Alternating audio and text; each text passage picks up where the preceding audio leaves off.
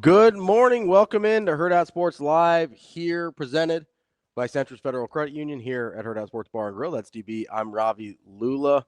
What is up, DB? What is going on, man? What is going on? How we doing this morning? Trying to stay warm a little bit, you know? Yeah, it was wild. I pulled the old cabinets open kind of Oh, yeah, thing yeah. and let the little drip The go. drip. Yeah, got to get the drip. I let my mom put that in my head. Mine too. She texted yesterday and she's checking on us. She's like, "Hey, hope everybody's at home." And I was like, "Well, it's really just me and Zoe. Yeah.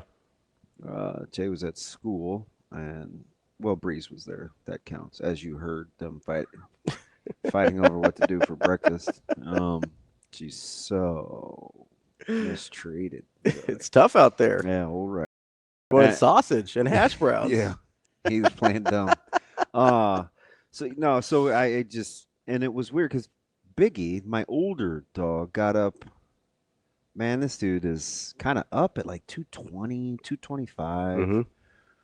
He's walking around, and usually it's cold in there a little bit, but there's a warming blanket. Cold in there a little bit, a lot of it. And You still sleeping with the window open? yeah, it's cracked. It's not open. Come on, man. So he's kind of doing his thing. He usually goes back to bed, but he didn't. He came up by me and he sat by my shoulder on the pillow, which he never does. Yeah.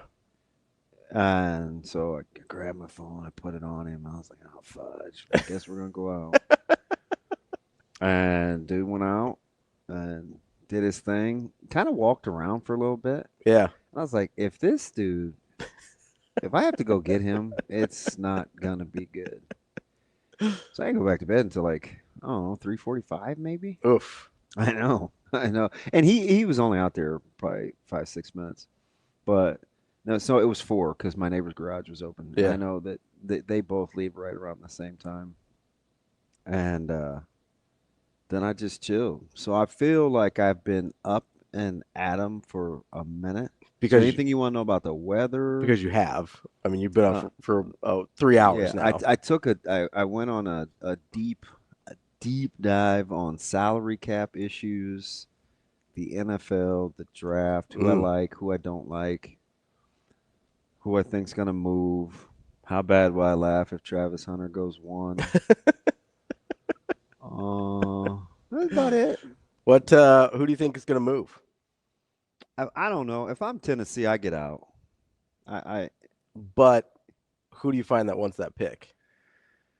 Because unless somebody falls in love with one of the quarterbacks. There's got to be somebody that wants a quarterback. Oh, although, I mean, if you fall in love with Abdul if you Carter. believe, there's probably a handful of guys I listen to, and then I try to come up with a consensus. Yeah. It's like recruiting rankings, and then you get a whatever you call it. Composite. There you go. That's the word I was looking for.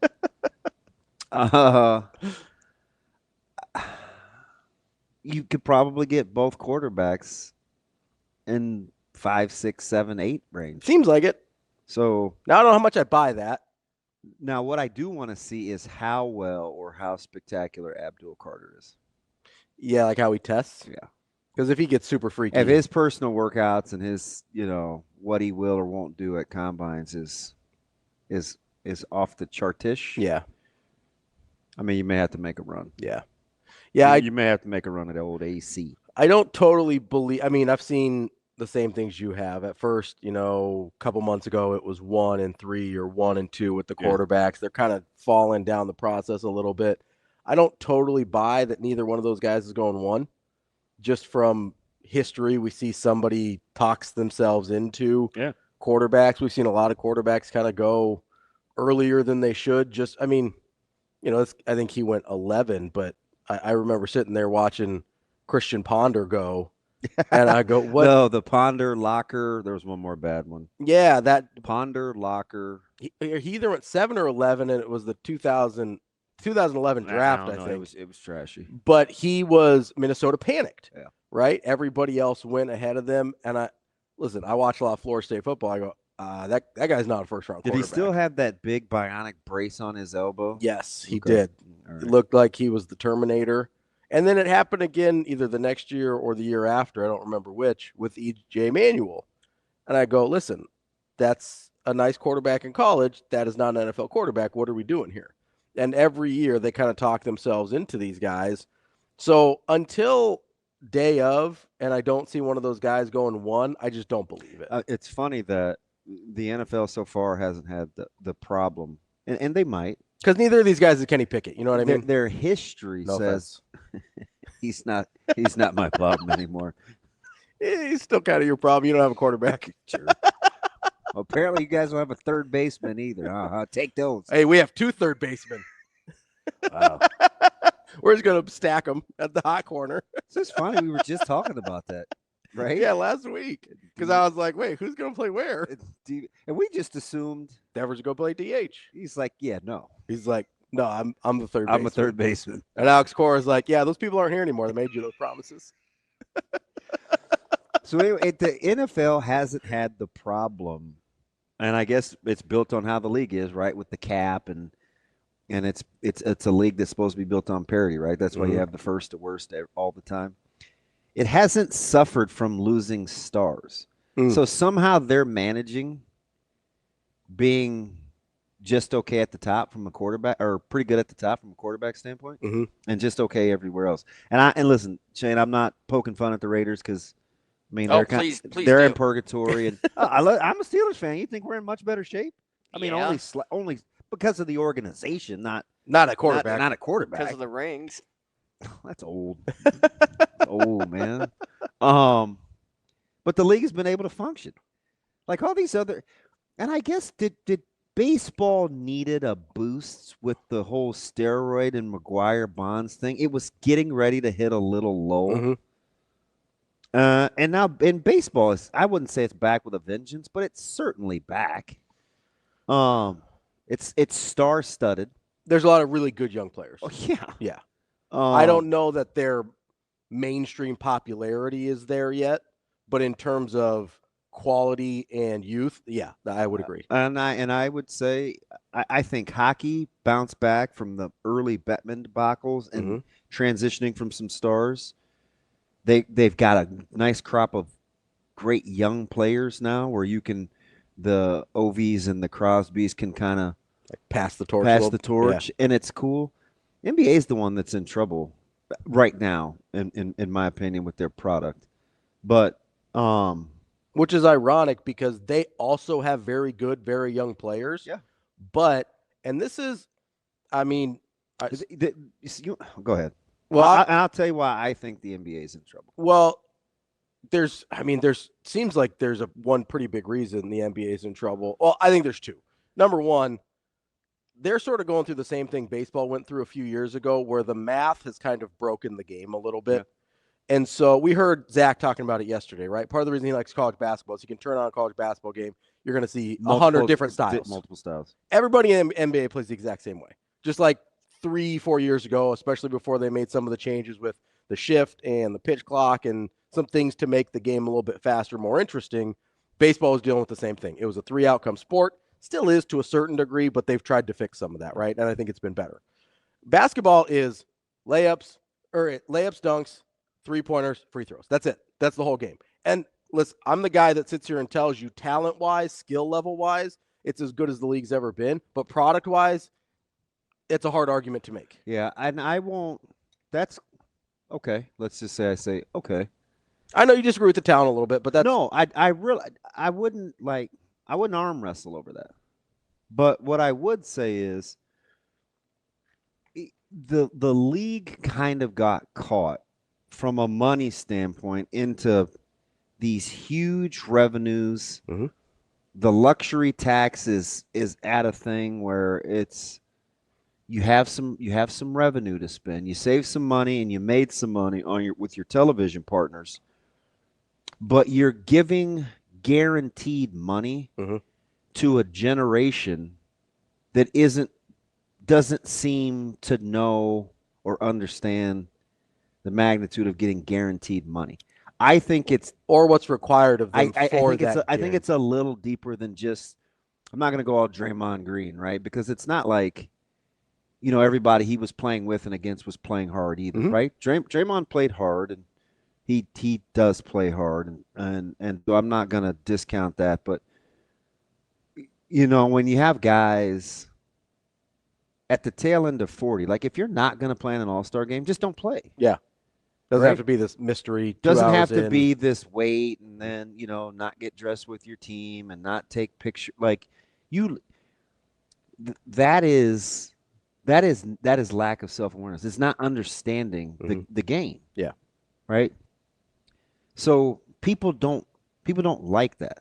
No. And that's just an example of the latest of the biggest face of the league doing the league that way. So if that's how the league thinks of itself, that's how your viewership is going to treat. Yeah, there's no reason for the fans to think any differently. Right. So, you need some guys or a generation or a group to be like, hey, you know what? With this guaranteed money, man, I'm going to really make the most of this opportunity. That's why I was so excited about Wembanyama acting like he cared during the All-Star stuff. And so with the NFL and kind of how they've structured the the money with the cap, and even baseball without a cap. I was having this conversation last night with St. Louis Jordan. We were talking about actually, I think we were talking about Devers. I don't know what the segue was, but it was baseball. I'm like, there's going to be some great battles for, clearly LA's won, right? But I still would make the case that they didn't bring in the most talent. They did. I mean, go ahead. There's a team in New York. Go ahead. Like, I'm talking about proven talent. Yeah. But I'm not going to convince you that. I'm not going to sit here and say, oh, the Dodgers didn't. They got better, and they were already really good. Yeah. Not going to say that. But there's still going to be like some super battles. Like, best wishes in the East, AL East. Yeah. Or I think the AL, the Central. The Central could be spicy. It's going to be competitive. Yeah. The battle for the next 2 or 3 spots in the NL West is going to be fantastic. Yeah, Diamondbacks will be interesting this year. I like the NL Central, right? I think the Cubs are vastly improved. If Arenado stays in St. Louis, and I think he will, like, that team is pretty good. The Braves will be healthy. Like, there'll be lots of nice little battles. The AL West. Yeah. So somehow, without like a hard cap, like that sport is still, I think, functioning. They've done and it's been frustrating for me as a Red Sox fan, but they've done a pretty good job of making the luxury tax punitive enough that it acts as a soft cap. Yeah. And it subsidizes a lot of things. Like it is, but it's highly deterrent for teams that are going to go over multiple years in a row, right? You might have a team kind of go all in for a couple years, but they're going to back off after that. Yeah. That's just kind of how the thing has been set up. But I get really frustrated because I'm a big NBA fan. And I love basketball, right? And so I'm sitting here and I'm watching, I watch, random games on night in, night out basis. And it's one of the only times I think in league history where you could just pick a random game and there's probably going to be something interesting to watch for you. Like I can go and watch. The Spurs are an obvious example, right? They're not that good, but Wembanyama's phenomenal to watch, right? Yeah. Or I think as a fan, you're a little more immersed than I think you give. What do you mean? Well, I think you're going to be hard pressed to find a casual NBA fan that's going to turn on. Let's just take Detroit, and let me give you Detroit. Orlando. No, Houston. Oh, Houston's fun to watch. Okay, but hang on. So my point is, yeah, teams that haven't been good for a while, that are on the cusp or potentially of being pretty good. Like quietly, Detroit's got a nice roster. Yeah. Right? Cunningham's really fun to watch. We know Houston does, but it's not like they know Sengun. Right. Right. So I think, but what I'm sure, while that's interesting to a fan, right, you're not just flipping. You're not going to see that on TBS and say, "Oh, I wonder." But what I mean is, it's not like you're going to see Olajuwon and Isaiah Thomas yet. But what I'm saying is, if you're a basketball fan and you just pick a random game, just say like, I'm just going to watch an NBA game tonight. There's a decent chance there's something good for you to watch in terms of. If any random game, I think there's something that could be entertaining for you. I even think college basketball has that problem. I don't know. I don't know. Which problem? I think college basketball is in kind of a similar spot. I didn't agree entirely Mm-hmm. with Zach on the premise of the quality, but I do agree with him in terms of the style. Like variety of styles. Yeah. Yeah, and I do think that matters. But right, Tennessee doesn't look, or Vanderbilt doesn't look like Purdue or Wisconsin in their style of play. So I mean, I understand that, and I do think for a lot of fans that's interesting, right? It's like I said, it's part of the reason people like college football. But then you've got like Kevin Durant coming out here and saying things like, I think it's more fun to complain about the NBA than it is actually watch it. Crazy, cancel All-Star weekend and let's give everybody a break since we're so miserable around this time. He tweeted that out yesterday. Yeah. And I go, listen, man, this is like, don't go out there and not give a single crap whatsoever and then be mad that people don't want to watch Does it happen in other sports where people are so outwardly clap back about their sport? As like NBA players do? Yes, like current players. Yeah, I don't know.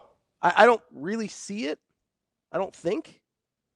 But I don't know if I'm more like, you really don't see it in baseball for sure. I feel like they don't say anything. And I don't really think not guys that are currently playing. No, like you may. I mean, Antonio Brown and some of these guys will get loose. Yeah, but not guys that are currently playing. No, because most people don't have an issue with the product for the most part in the NFL. Like most people can agree, hey, the NFL is pretty good, and you might have like, oh, the officiating is this and whatever on sort of one-off scenarios. Even though you've penciled in teams that you think are going to be in the Super Bowl, like for the last 3 years, because it doesn't seem like.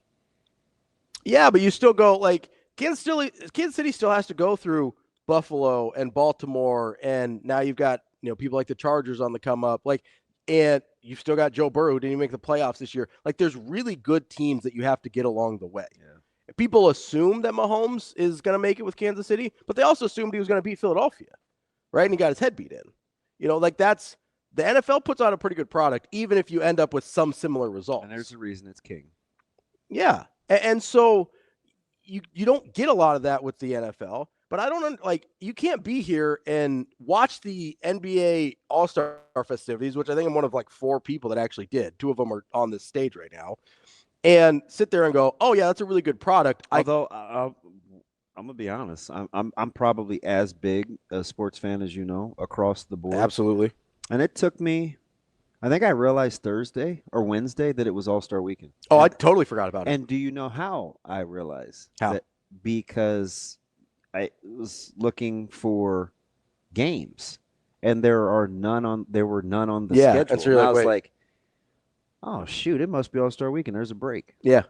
It was late last week that I realized it. So, I mean, and I really like the NBA, right? And so you can't go out there, act like you don't care at all, which is what the All-Star game is, right? Nobody outside of Victor Wembanyama looked like they cared even a little bit about what was going on there, whether it was in the skills competitions, whether it's in the little tournament they did. I would venture to guess a lot of people don't even know that they changed the format of the NBA All-Star game. Do you think it's helping? And they're everywhere now, and I guess with the partnership that they've got back with ESPN, it has helped hockey. Mm-hmm. But do you feel like, when you hear from Kachuk or Eichel or some of these guys, and hockey's kind of flown under the radar of like the 4 major sports. Until this weekend. That hearing guys rep the sport does anything for the promotion? I think it does, but I also think it's because it reflects what you see. You see the Canada and U.S. I heard this about Trout for years, and I'm like, well, what difference will it make? Yeah, I don't know for Trout if it does. I don't. My point is the best players being spokespeople, because that's kind of what you're getting at. Sure, but it's not just about being spokespeople. It's about the product reflecting what the spokespeople say. Okay. Like Kevin Durant could come out there and be like, "Hey, we've got a great product. We've just got to get people to get interested." And if he's blowing smoke, we're gonna be like, "Yeah," but if they're out there playing like they did on Sunday, nobody's gonna care. The reason that it matters when the hockey players say, like when Kachuk's out there talking about how much this means to them and how much it matters, it's because they got in 3 fights in the first 10 seconds. You can tell that it matters, right? He wouldn't have to say anything. The words just are accessories. You know what I think it is? To what we saw. You know what I think it is? What's that? And we see this in NFL fan bases. We see this in college football fan bases. it matters to the people that are consuming the product. Sure. Because hockey jumped off like that because of the people that were consuming the sport. Mm-hmm. Like, it was super important to them. Sure. I mean, Americans, they were pretty pissed, right? Mm-hmm. About the intros and didn't like getting booed. But it mattered to Canada. Yeah. Right? And if you're going to have things like that are high intensity and you get after it, I think a lot of it is set by the people that are consuming the product. I really, really do. Just think of how rabid college football fan base is. Sure. I think that's a good part of why. So you think NBA fans are too casual in general? I just don't know if they're passionate enough. I don't know if they're passionate enough about their own product. Mm. Because, listen, you're a staunch NBA guy, right? Mm-hmm. And if I really wanted to say, you could want to talk about something 5 days in a row. Mm-hmm. And I could convince you that nobody wants to hear that we have to say. Sure. And you wouldn't fight for it. No, probably not. See, that's what I'm saying. But part of it's a market thing too. So, like, if we were in Denver or Cleveland, or like Omaha's not a huge NBA market. No, I understand. You know, but you need kind of, because 15 years ago, mm-hmm. it wasn't an NBA market either, and the conversation would be different. Sure. So, yes, I mean, sure. I'll concede a little bit of that. Yeah. Right. Because I do think, but I get your point, right? Because we could talk about things that are NBA related, and we'll get feedback, mm-hmm. right? And it's like, people care, or people say, nobody cares about boxing. We'll talk about boxing. We'll get some feedback. So you just never really know. Sure. Or we'll talk about this. We'll talk about a couple weeks ago when we were doing trade deadline. A lot of people were interested in the trade deadline stuff. Yeah. But then you come to actual games and you come to actual stuff, and it's less interesting to people. Yeah. I don't know, but the NBA does have a problem. They need more on the court stories. And I do think it was put in stark contrast to how great the NHL exhibitions have been with the Four Nations. Yeah. And that to me is probably the worst thing that could have happened in NBA All-Star weekend, is that it happened on the same weekend as the NHL was doing something super cool. I was going to hold that thought. Lance asked a good question about a rules change. More HURRDAT Sports Live coming up next. Welcome back, HURRDAT Sports Live. That's DB. I'm Ravi Lulla here on the Pillar Exterior stage. Make sure you're being careful out there. I know the streets seem a little better, but got on 680 this morning. There was a huge multi-car crash over on Pacific Street, or by Pacific Street, right off of 680. Make sure you're paying attention. Make sure you're being careful. This message from the NDOT Highway Safety Office. Keep those eyes peeled. Keep that head on a swivel. DB, we're having this conversation about kind of the differences between the sports and the way they're perceived by their fans, the way they're perceived by their players. And I do think there's some overlap here with what Coach Rhule was talking about with the spring game, right? Because we had this conversation, a week ago, whatever it was. Yeah, about a week ago. Yeah, where I'm talking about, they kind of do owe it. Like, when your fans do care that much, yeah. I do think there's an obligation to deliver something to them, right? I heard you. And I was like, it better look at least a little bit like football. Yesterday, we hear Coach Rhule say, it's going to be a celebration of the team. Doesn't sound like it's going to be a lot like football. Now, I don't think they've decided either on what exactly that's going to be. I agree with you. I think it's pretty fluid. But that's how I took it. When I hear celebration instead of either exhibition or something like that, or even a demonstration, it makes me feel, I don't know that, and I don't think I'm alone here. I'm going to say we. I don't think we're going to get what we want out of that spring celebration. Well, I think he added a little more teeth to it on the why. Sure. Which I get. In fact, it was kind of interesting because he said the part, and I think I said this to you off air. Sometimes when this, or like earlier in my media career, this would happen to me. Mm-hmm. And I've tried to, it's just one of the things personally that I've tried to work on.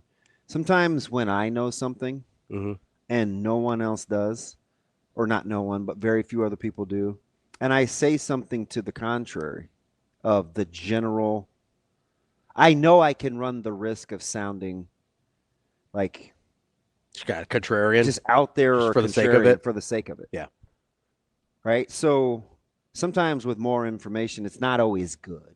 Especially if Unless you're something willing- changes and it doesn't come to pass. Unless you're willing to talk about it, Yeah. right? So, but I will say this with regards to what he said at the presser about guys being picked off and kind of tampered with. Mhm. What did I say I said, I wonder if the quiet part does have something to do with injuries. And I said, I understand because you gave me some pushback, and rightfully so. Mhm. Right? You gave me some pushback on, well, what's the difference between the 15th and the 12th? Or, it's And more, genuinely wondering, because I don't know. okay. Like, I haven't been through that, so I don't so know. I just was giving hypotheticals Yeah. because it was a good question, and I didn't really know what I wanted my answer to be, but I'm just thinking, okay, well, how would this be different for me? Mhm. And I would say, sometimes there are guys that will play out of character Mhm. in a time of desperation, or because there's more people watching. Adrenaline kind of kicks or up. do something that they normally wouldn't do within Sure. the confines of another practice. Like, or the other thing that I think we have to think about is on that day of April 26th, I firmly believe nothing will change with who's going and who's staying. I think things will be made up. Settled. Yeah, sure. So how do you control guys leaving and coming and injury on their way out the door? Guys mad? Yeah. Are guys going to be like, what the heck? I'm not going to be here anyway. Yeah. Just human nature. Sure. Right? Just real people stuff. Real human life. nature. Yeah. And so I was, because these are the things that I think of. Mm-hmm. I'm like, well, fudge, if I ain't going to be here, I don't know if I would go out of my way to burn the place down. Just depends. Depends on how it was going. And there's different phases in my life, too. Sure. Yeah. Sometimes like 20 years old, probably more likely to burn it down. Yeah, I torched the whole thing. Right? Like right? that's just most people are at 20. But it also depends on how you're leaving, right? And if guys are settled, mm-hmm. do you want them commingling? Sure. Guys settled with guys that are not going to be around. But I do know the more questions you ask about is this necessary or why would we do it, the less apt you are to actually do it. Yeah. Right? It's really just simple risk analysis. I mean, now sometimes we don't want to hear it. We don't. Sure. And I understood your perspective. But I'm like, in my head, I'm thinking, I'm willing to be patient to see what they do and what kind of sense it makes. Sure. Because I hear it. Listen, guys, I hear it. You guys will tell me, and I'm not saying you're crazy. I've got a handful of friends, probably at least associates, probably 15 to 20, mm-hmm. that will tell me, you're making, not me personally, but we're making too much of the 105. It's not, how about this dude's running hook shot? Good. It wasn't sick 'em last night for Baylor. It was suck 'em. That the 105, we're making too much of it. The numbers work. It's 2-3 deep across the board. I got people breaking down 4 stations. You can still do this. Now, there are some misnomers, but I'm not getting in the weeds with those folks because generally speaking, they're not crazy. I think they're closer to being right than not. Okay. Right? So I'm not, but if we were to go through a practice plan, it thins out in a hurry. Sure. Now, some people that are used to working with smaller numbers will do okay with that. Yeah. And sometimes bigger numbers can be a detriment too. 100%. Not everybody gets as much focus as they need to. 2 out of the last 3 coaches had to really study and think about how to practice with more players. Mm-hmm. Mike Riley, Coach Rhule. Both had you know what he's walking into at Temple and Baylor. At Baylor, there were like 3 guys left on the team. Yeah. Then you go to the NFL. He's never needed numbers. No. So I think quietly that's going to be an advantage. Mm-hmm. That's neither here nor there. But I do think the style in which how they want to be aggressive and what they want to do, because he loves the way that they practice, and it's pretty good. Yeah. Like somebody asked me in Nebraska City, one of my guys from Auburn, he comes down, it's a hop, skip, and a jump, and he asked some tough questions. And one day he was like, "Hey, I was talking to one of the high school coaches, highly credentialed. I mean, obviously it's Auburn, right? I mean, there's a guy down there that wins a lot of state titles." Mm-hmm. And I knew right. He didn't say him by name, but I figured it was him as the coach. Asked like, how hard do they practice? Just tell me they practice hard, and I'm gonna be okay, because that's 80% of it. Sure. And he asked me, he's like, "Can you honestly say I'm watching practice that they get after it physically and lay it on the line?" And without hesitation, I'm like, "Yeah, I think they do." Right? I've watched live special teams. I always talk about the Bullets and the Gunners and how I was a little taken aback at, like, they get after it, right? Now, I don't know how apt you will still be to do that. Yeah. Yeah, no, I get that. I do. So like I get working smarter will obviously be part of it, and that's what I think we should be talking about, not just the sheer numbers of it. For sure. And I want to get into that a little bit more here in the next segment, because I agree with pretty much everything you're saying, and there's still a but. Yeah. Right? That's DB. I'm Ravi Lulla. Probably need to get into our report too.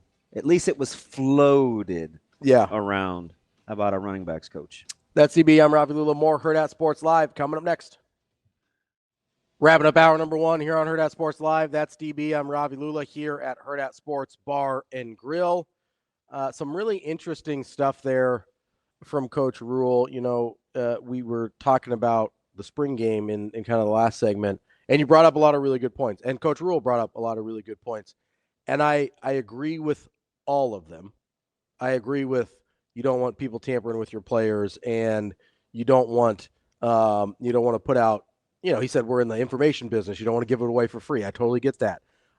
He mentioned that, sometimes you go a little harder in the spring game than you would in practices, and that can lead to injuries and things like that, as you were talking about.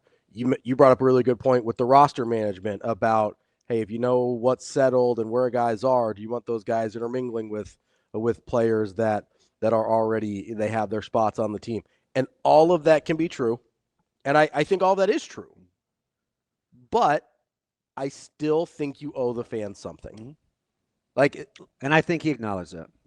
I do too. But that's the rub, right? That's the balance that you're trying to strike, because if you're Nebraska, hasn't been a lot of sunshine and rainbows for the last decade, right?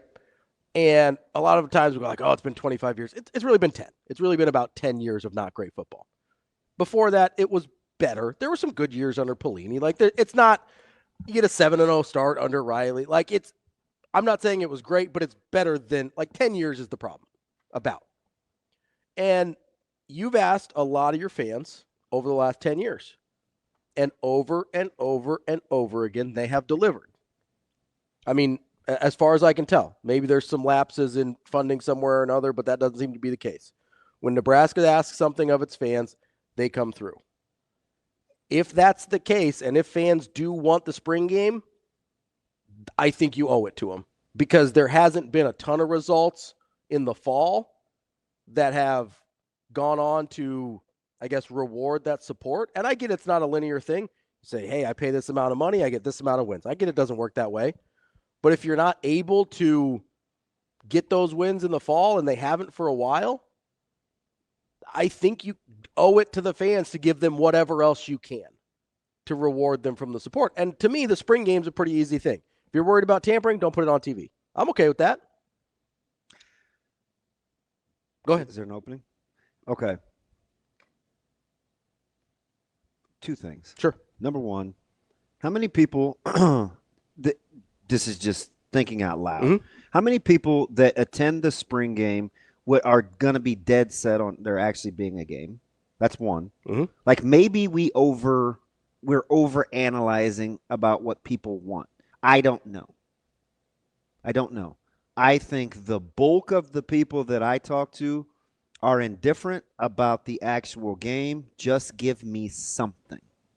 Sure, and that's why I said Okay. earlier, give them something that looks like football. Yeah. Something that looks like football. I'm not gonna be mad at you for wanting to be specific about it, wanting to look like football. I'm just saying. Here's the other thing that I think a lot of times in what we do, we get. Now I'm gonna forget number 2. Sorry, go ahead. Go do number 2. I forgot number 2. Shoot, that's my bad. That's my bad. We'll see if it comes back to you. Okay, go. So I think there's also a difference in a lot of the people, and you're better about this than I am sometimes, about kind of interacting with people from different perspectives of the fan base, right? Mm-hmm. And I try to, and a lot of my friends have a very much different perspective than my friends in the media or whatever. I get that a lot of people in the media or that are kind of work around or tangentially around the program like we do don't always think that much of the spring game. Here, last year was going to the spring game was the first time I'd ever been credentialed for a Nebraska game. Okay. No, go ahead. And so like, but you hear it and people are like, oh, I'm not going to that. Like media members and whatever. And they go, I'm not going to that, or that's not a good use of my time, or I'm not even going to watch it on TV or whatever. Right. So I think there's two very disparate kind of sections of. Let me start right there. Nebraska. I'm just going to give you 8 guys. Okay. And how similar in their thought process do you think these 8 guys would be? Okay. Ready? Yeah. Jack Mitchell. Okay. Caleb Henry. Okay. Sam McEwen. Okay. Brian Christopherson. Sean Callahan. Evan Bland. Amy Just. Mm-hmm. And Avery Howard. I think the biggest outliers there. Just give me a range of thought between just 8 people.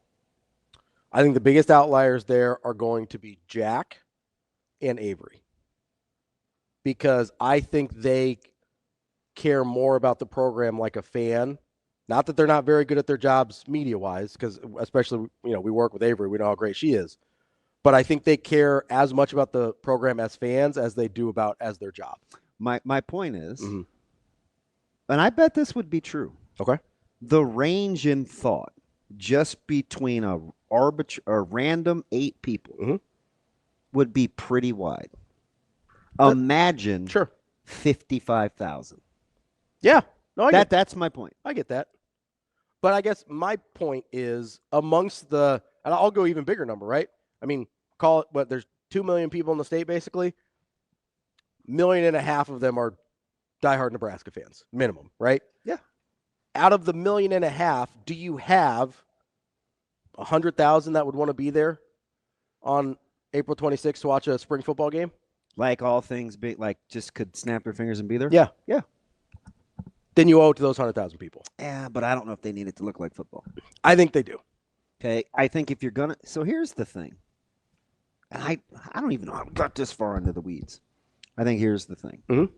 I think don't operate under the guise of it being football, i.e. don't play touch and put pads on and not do anything. If you're gonna do football, then I think you have to do football. Sure. But I think if you do like skills or flag or one-on-ones or something like that, I think that would suffice.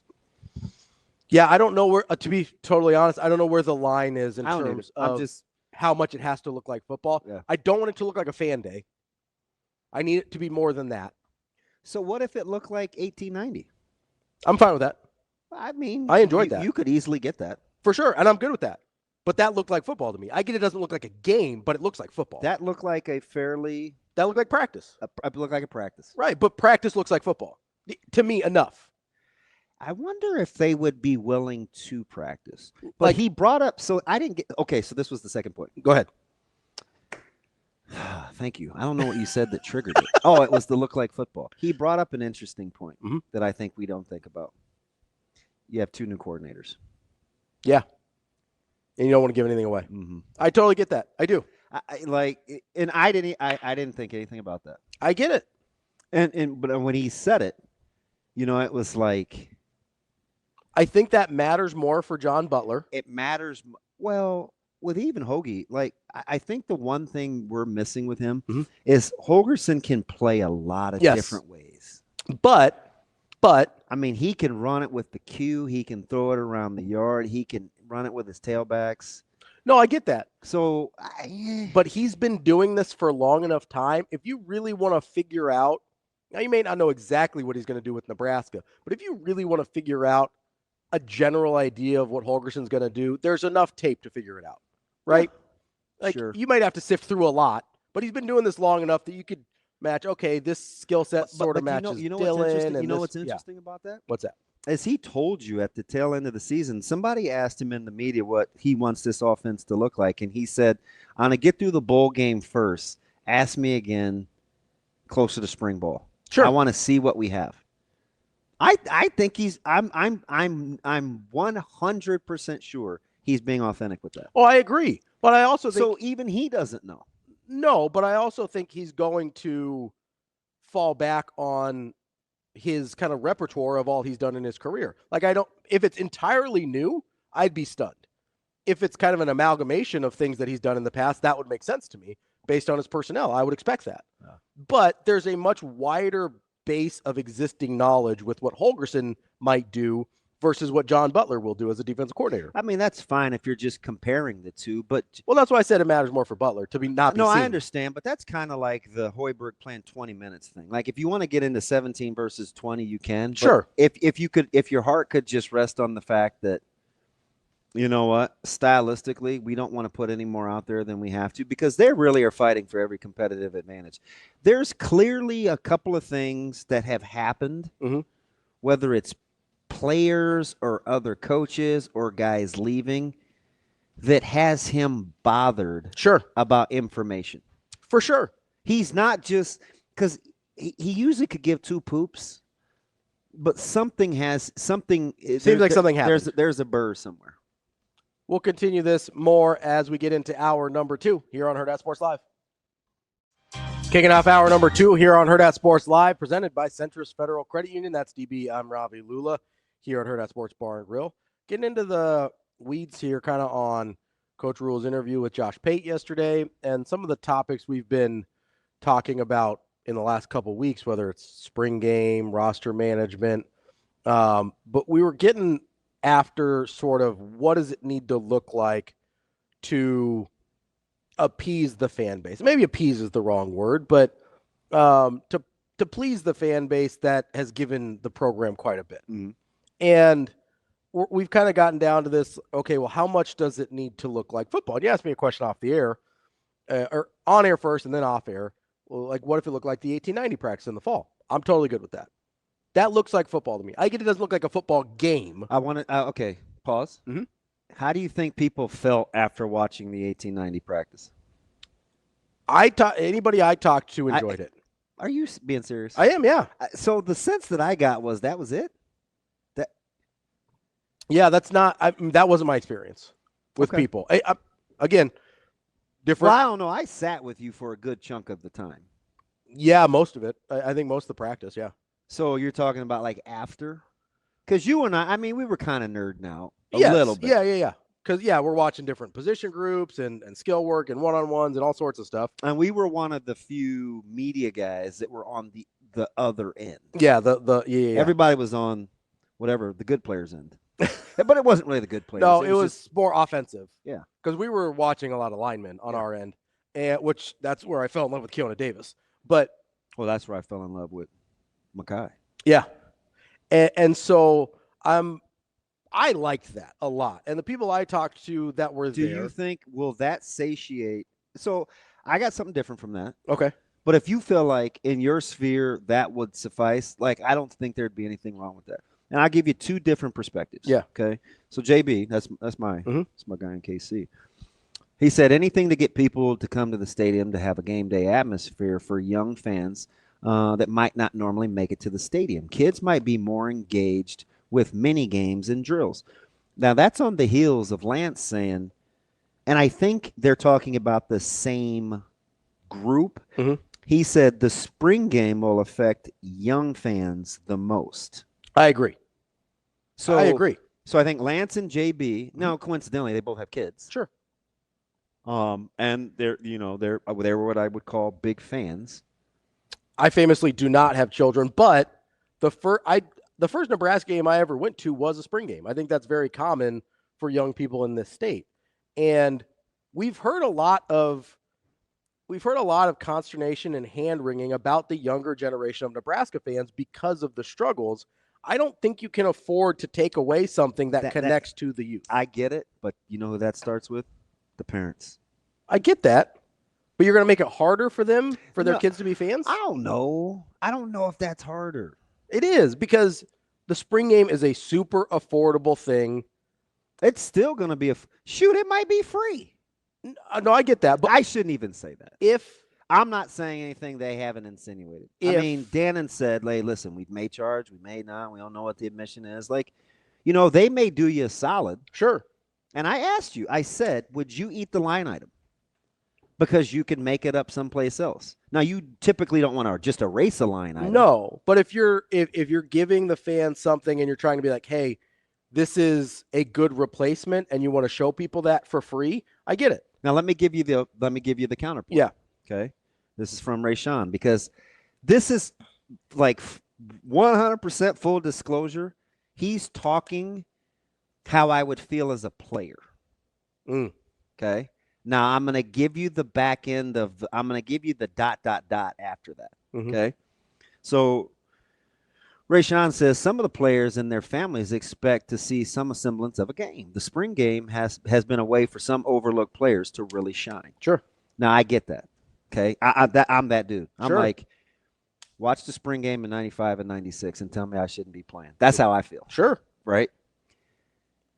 Now, what I'll say to that is, and I have to say it even to myself, and not but, and some of those guys will already know their role. Sure. So do you just want confirmation from the outside, or do you not care that they, as a coaching staff, as people watching, that want to receive that kind of structure? Sure.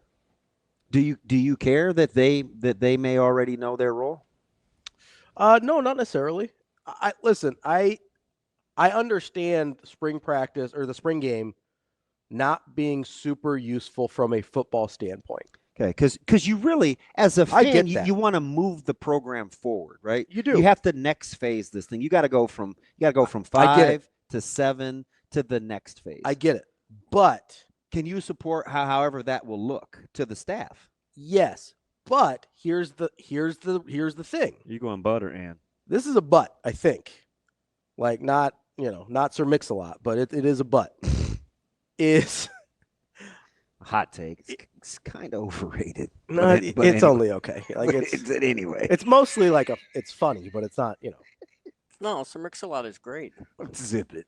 That's not even your favorite attribute, according to you. Well, rap. Yeah, that. It's really more of a ballad type guy. Okay.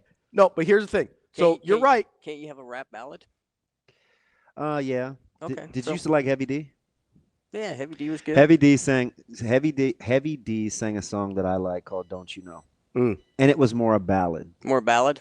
Don't you know? Hey, babe, what's happening today? See, now that's fire right there. Or LL Cool J, I Need Love. Yeah, there you go. When I'm alone in my room, sometimes I stare at the wall, and in the back of my mind, I hear my conscience call, telling me I need a girl that's as sweet as a dove. For the first time in my life, I see. No, not Biden. Okay. You know who needs some love though? Nebraska fans. I get it. No, but listen. So I get what you're saying. If you're saying, hey, Coach Rhule's telling me that to go to 5 to 7 to 9, we need to do this instead of what we've been doing. I get it. Are you sure? But then we damn well better get to 9. That's the problem. No, you can't do that. No, but that's the problem. No, it's not. Yes, it is. Listen, if you're a fan and you're like, hey, I've been doing this. You've been asking from me. I've been given. I've been a good partner in this relationship. How are you going to put that ultimate? They bet. No. Listen to my heart here, right? If you're going to tell me that, hey, we're going to do this to move the program forward, it doesn't have to be on concrete numbers, right? Then the program needs to move forward while doing that. If you're going to take away a thing that people like, a thing that gives back to those people, because the fans give all the time to move the program forward, right? The fans give a lot to move the program forward. Well, let's not act like they don't get their pound of flesh by vocalizing I get it. displeasure and things. I get it. They also have the right to not show up. They got more power than you act like. No, I they're get at the mercy, man. but we don't ain't no gunpoint in 2025. No, there's not. But you don't want it to get to that point where they stop showing up either, right? Like you don't want to play that game. You don't want to play the shoot the hostage game. No, but you know what game you do want to play is sometimes you may have to. The spring game. That's the game I want to play. Maybe you have to take a step back initially to iron the whole thing out. That's fine. Right? If I'm going to give pushback about not having the app ready, right? And Bill's going to look at me and say, DB, trust the process. We may have to do this in the short term to get this in the long term. But when we roll it out, blank. And I'll be like, okay, I trust you. Yeah. Right? Because some of those meetings were kind of like, they weren't, it was. I mean, it's a big change. Yeah, it's a big change. No, I get it. It's a big change. So but you trust the process. You trust the leadership. Well, not to get too much into this, but it is important because, I mean, people have to consume the content. But him coming here personally, like, set the whole stage for me listening. Sure. So it's different than it comes in an email or a phone call or whatever, right? Yeah, and he's been consistent over the last year about the direction. Yeah. So I like conviction. Sure. I get that. Right? I like conviction. What did we hear Coach Rhule talk about yesterday? Hey, you got to double down. So that's what I'm in. You got to double down. That's my point. I get it. That's my point. I understand that. Sometimes but the mentality of a football team, a football coach, and then the fans. But what's right may not be popular at the beginning. That's totally fine. But in order to make it popular, at some point there has to be visible progress. Like, you can just see the incremental steps that they're trying to build. Right? Shane, do you have played the clip that you came? I want you to listen to this. And I want you to tell me who you think he's talking to. Shane played the clip again about close losses. Right? Nebraska plays in a lot of close games. Statistically, this is not an anomaly. Correct. Okay? Shane, go. Close losses, which have kind of hampered Nebraska for a while. Close losses usually mean, hey, we're just not as good as we want to be at. People act like it's like the secret sauce, but we went from playing good teams to adding in a USC. Who do you think he's talking to? Sounds like he's talking to the fans. He's not. Talking to the players? Yes. Okay. And he's talking to his staff. Yeah. I think he's talking to his staff too, and his players. Players make sense because he was talking about, hey, he was talking about guys that go, hey, we did this and we only went from 5 to 6. And so I get that. I do. Okay. That's so. But fans need to hear that too. And I don't think I'm not in some like connected deep. I'm just telling you, listening to this dude long enough. No disrespect saying this dude, but whatever. That's not by accident. Oh, I get that. He's stacking the mindset that everybody that's in this deal, if you're with us, we're going to have to do some things and say some things that we may be uncomfortable with, but you got to ride with me. Here's the only thing I'll say about the way you're processing this is you have a tendency to process things more like a player and a coach than a fan. Is that fair? Yeah, and I'm a quick processor. Yes. But I do think you have a hard time taking yourself out of player-coach mode. Yeah. And I think in player-coach mode... Because I'm a fan last. No, I know. And I'm a fan first. I didn't coach football. Like, that's the only frame of reference I really have for football is as a fan. Right. So it's hard for me... that's why I don't discount that. And so I think what you're saying is true. I'm not even disagreeing with you. I do think there's a section of the fan base, and it's not because we're not bought in, Kobe. I think there's a section of the fan base that's like, wait, what? Yeah, he goes, Ravi doesn't get it, he's not bought in. Like, okay, that's a stretch, but whatever. There's Kobe just catching strays. Well, I mean, like, if you've listened to the show for the last year and don't think either of us are bought in, I don't know what you're listening to, but that's fine. Isn't this your year or is next year your year? Yeah, next year is my year for the playoff. So okay. I said by that time Dylan's a junior, Nebraska's being a college football playoff, which literally nobody else in the state has said. So I don't know about not being bought in, but all right. I do like what he just said though. That's his clarifier. That the fans are he's saying, Ravi. Yeah. Kobe. They are bought in. They'll do anything that Rhule tells them. I get that. Okay. I do. I'm just telling you what his stance is. I'm not saying whether he's right or No, wrong. and I understand that. I don't And have a yeah, I'm listening. And I think he's right for the most part, but I also know towards the tail end of last year, after they go 5-2, and then things got not great for a while, that the support didn't feel as supportive as it did the year before. So fans just fanning. That's okay. I'm not going to judge that. I'm not either. But my point is, you have to be careful if you're going to take things away from them. That's my only point. You got to be careful if you're going to take things away from them. That's the workaround to coming back. Then you better win 9. If you're not going to give them something that looks like football in the spring, and I get it's not linear. No, I get it's not linear. Oh, that was coming. I get it's not linear. But if you're going to start taking some things away, then the results in the fall need to be there. But you're talking about a guy, and he's all into stuff like this. Shane, he loves this guy for his competitive. Now, I'm not talking about political takes. Shane, play the clip from Kurt Schilling. The Red Sox rivalry transcends sports. Being a part of that was certainly an attraction to all of this. I don't have a problem with the expectations. You're coming here to break the curse. Well, right, fuck curse. It's a curse of talent. We were just never talented enough to win. Right? F the curse. You just didn't have enough talent probably to win. There is no curse. This is what he's been trying to instill. In the same vein, I think, hey, we may have to do some things a little bit differently to get the desired outcomes we want. Sure. We've tried it the other way. I get it. Yeah. We've tried it the other way. But at the same time, right? Is this but or and? Because you keep saying but, and I feel like you're being dismissive. And you can't fake it. And but what a blandino. Oh, you can say douchebag now. We're not on the air anymore. I'm not real comfortable saying the D word out loud. Dean? I think it a lot. Okay. I do. I'm like, that. I think it a lot. That Dean Blandino. No. So here's the thing with me, right? I agree. Like, there's not a curse. I don't think Nebraska. That's the thing I got so mad about Scott Frost about was like, oh, Nebraska's snake bitten, and we've seen this movie before. It's like, no, you're the one directing the movie. You get to cast the movie. Like, this is not something that's happening to you. This is something you're doing, right?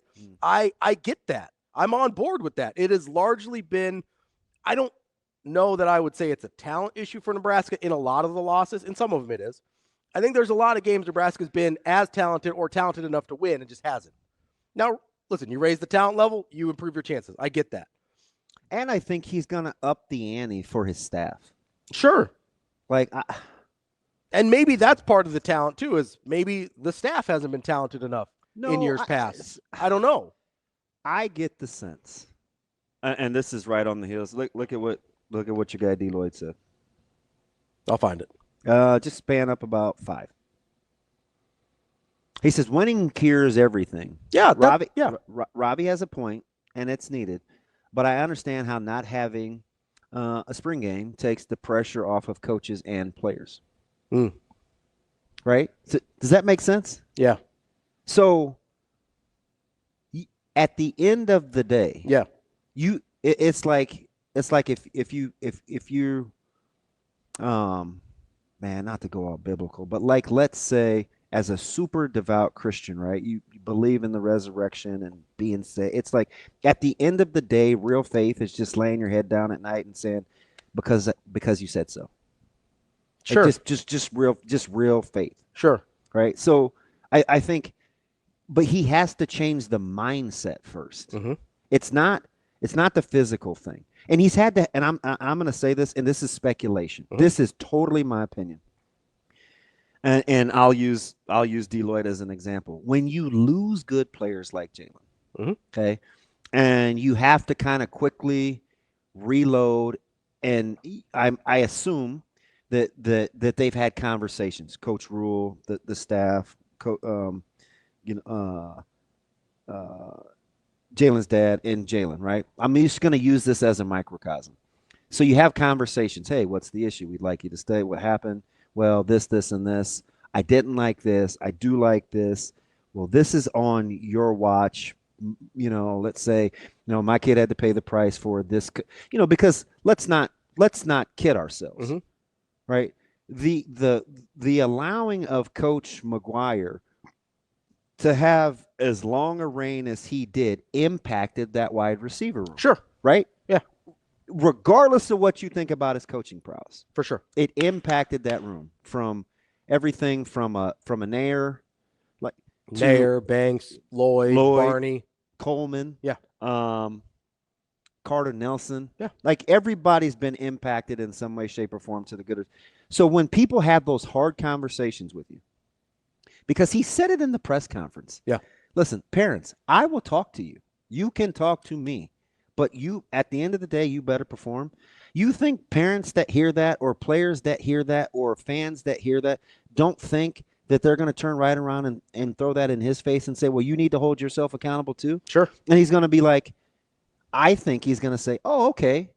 So if I have to, at the end of the day, if I'm the one that's going to be being read about and you're going to hold my feet to the fire, this is how I want to do it. Yeah. And I think this is how we have to do it to get to where I need to be. Because some of those people that have criticisms or that leave the program or that go get different jobs, they're not 100% wrong.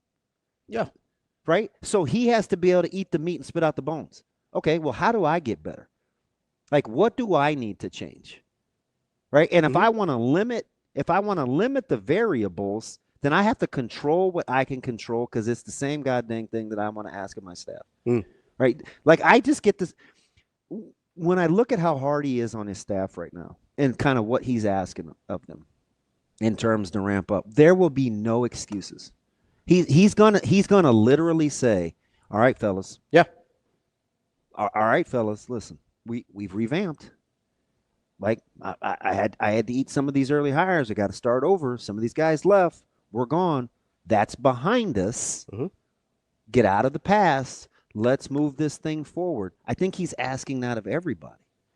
And don't let me talk you into it. I'm just trying to give you what I think is the consistency of his message.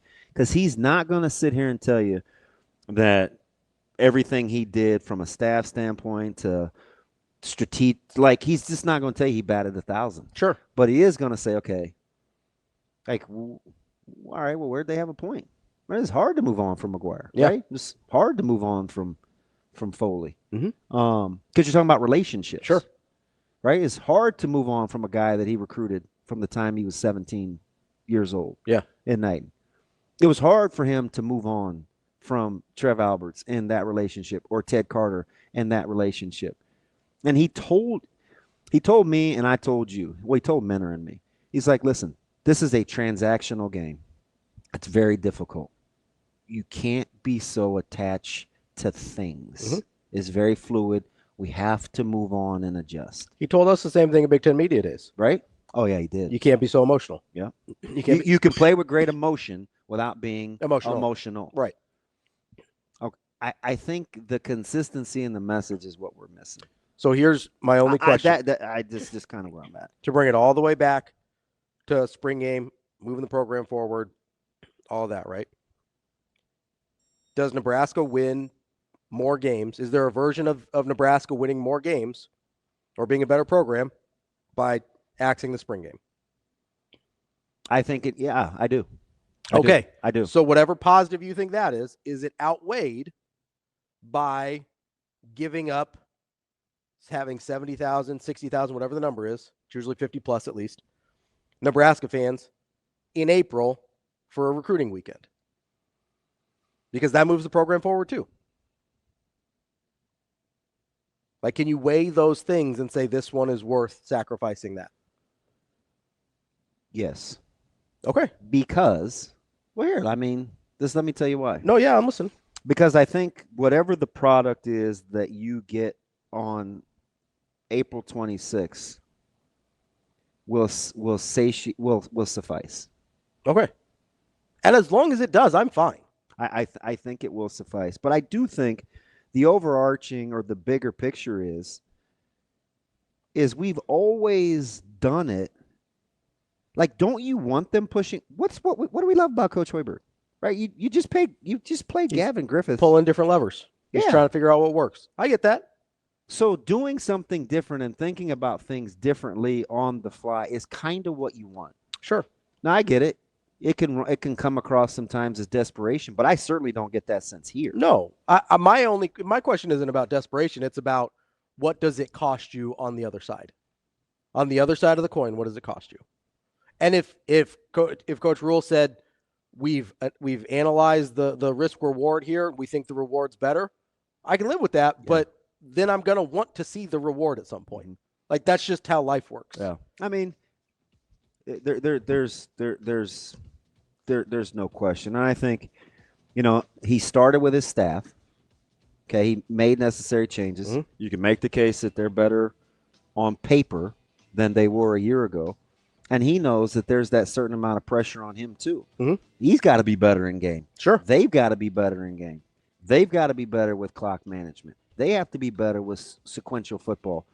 So the more variables that you can eliminate, the more you can isolate the real problem. I think at the end of the day, you'll want that. I totally agree with that. Kobe, I'm going to come to your question next because no. More HURRDAT Sports Live. Halfway through the show here on HURRDAT Sports Live, that's DBM Ravi Lulla here on the Pillar Exterior stage. Been into a pretty deep conversation, kind of spurred by Coach Rhule's comments on Josh Pate yesterday. And go ahead. Look like you had something you were going to. It just is interesting. He's so stinking consistent. I don't even know if he means to be. Well, he said get galvanized and go on a run like Ohio State did. He's not wrong, mm-hmm. But what'd he leave out? The loss? Talent! Oh, well, yeah, there's that. He didn't even talk about how good they were physically. Sure. Do you think that's intentional or just what he really thinks? Because he in his head and that staff, what's left over, has to think, this is the same team we took into the fourth quarter. So I was just going to say that.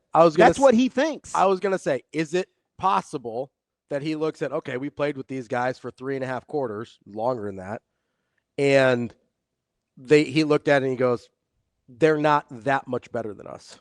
You know what? I don't think that's what. Okay, so sure, that might be.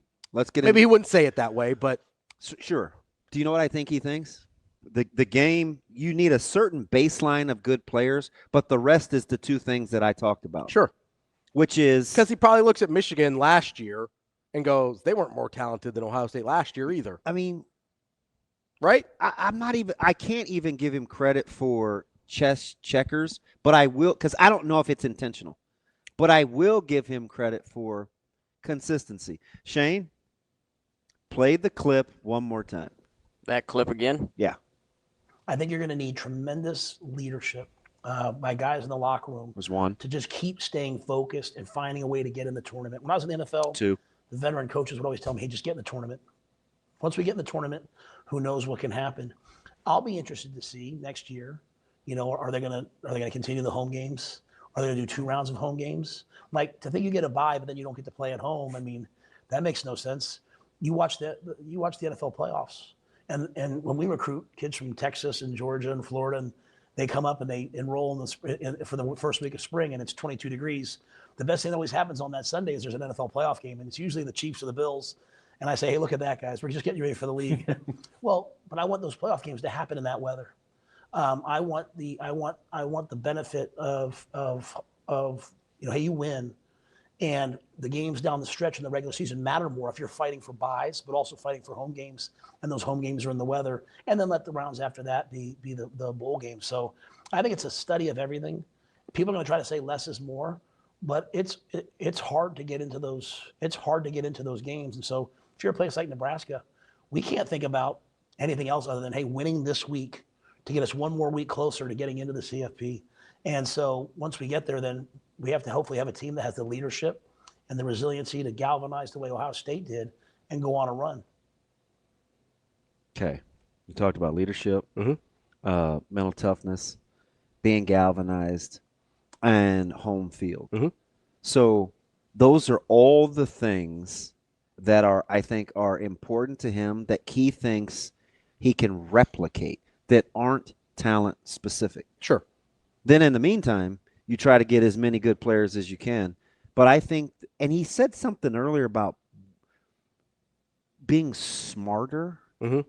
and trying to do things differently. He has not talked a ton about talent, regardless of what the format is. Sure. No, I think there's a couple things there. One, I think he genuinely likes his roster. I think he likes a lot of the guys on the roster. I think he thinks that's one of the least important things, even though it's important. Yes. I also think he's more about things that you can directly control once you're in season, right? Because that's a lot of what he's talking about is, and this, I understand this starts in the off season and then workouts and everything like that. But I think once you have your roster, you kind of have your roster, right? Mm-hmm. You're not going and getting guys mid-season or anything like that to try and figure it out. So once you're there, those are the things that matter. Those are the things that shine through. But I mean, the Michigan-Ohio State thing is a really good example.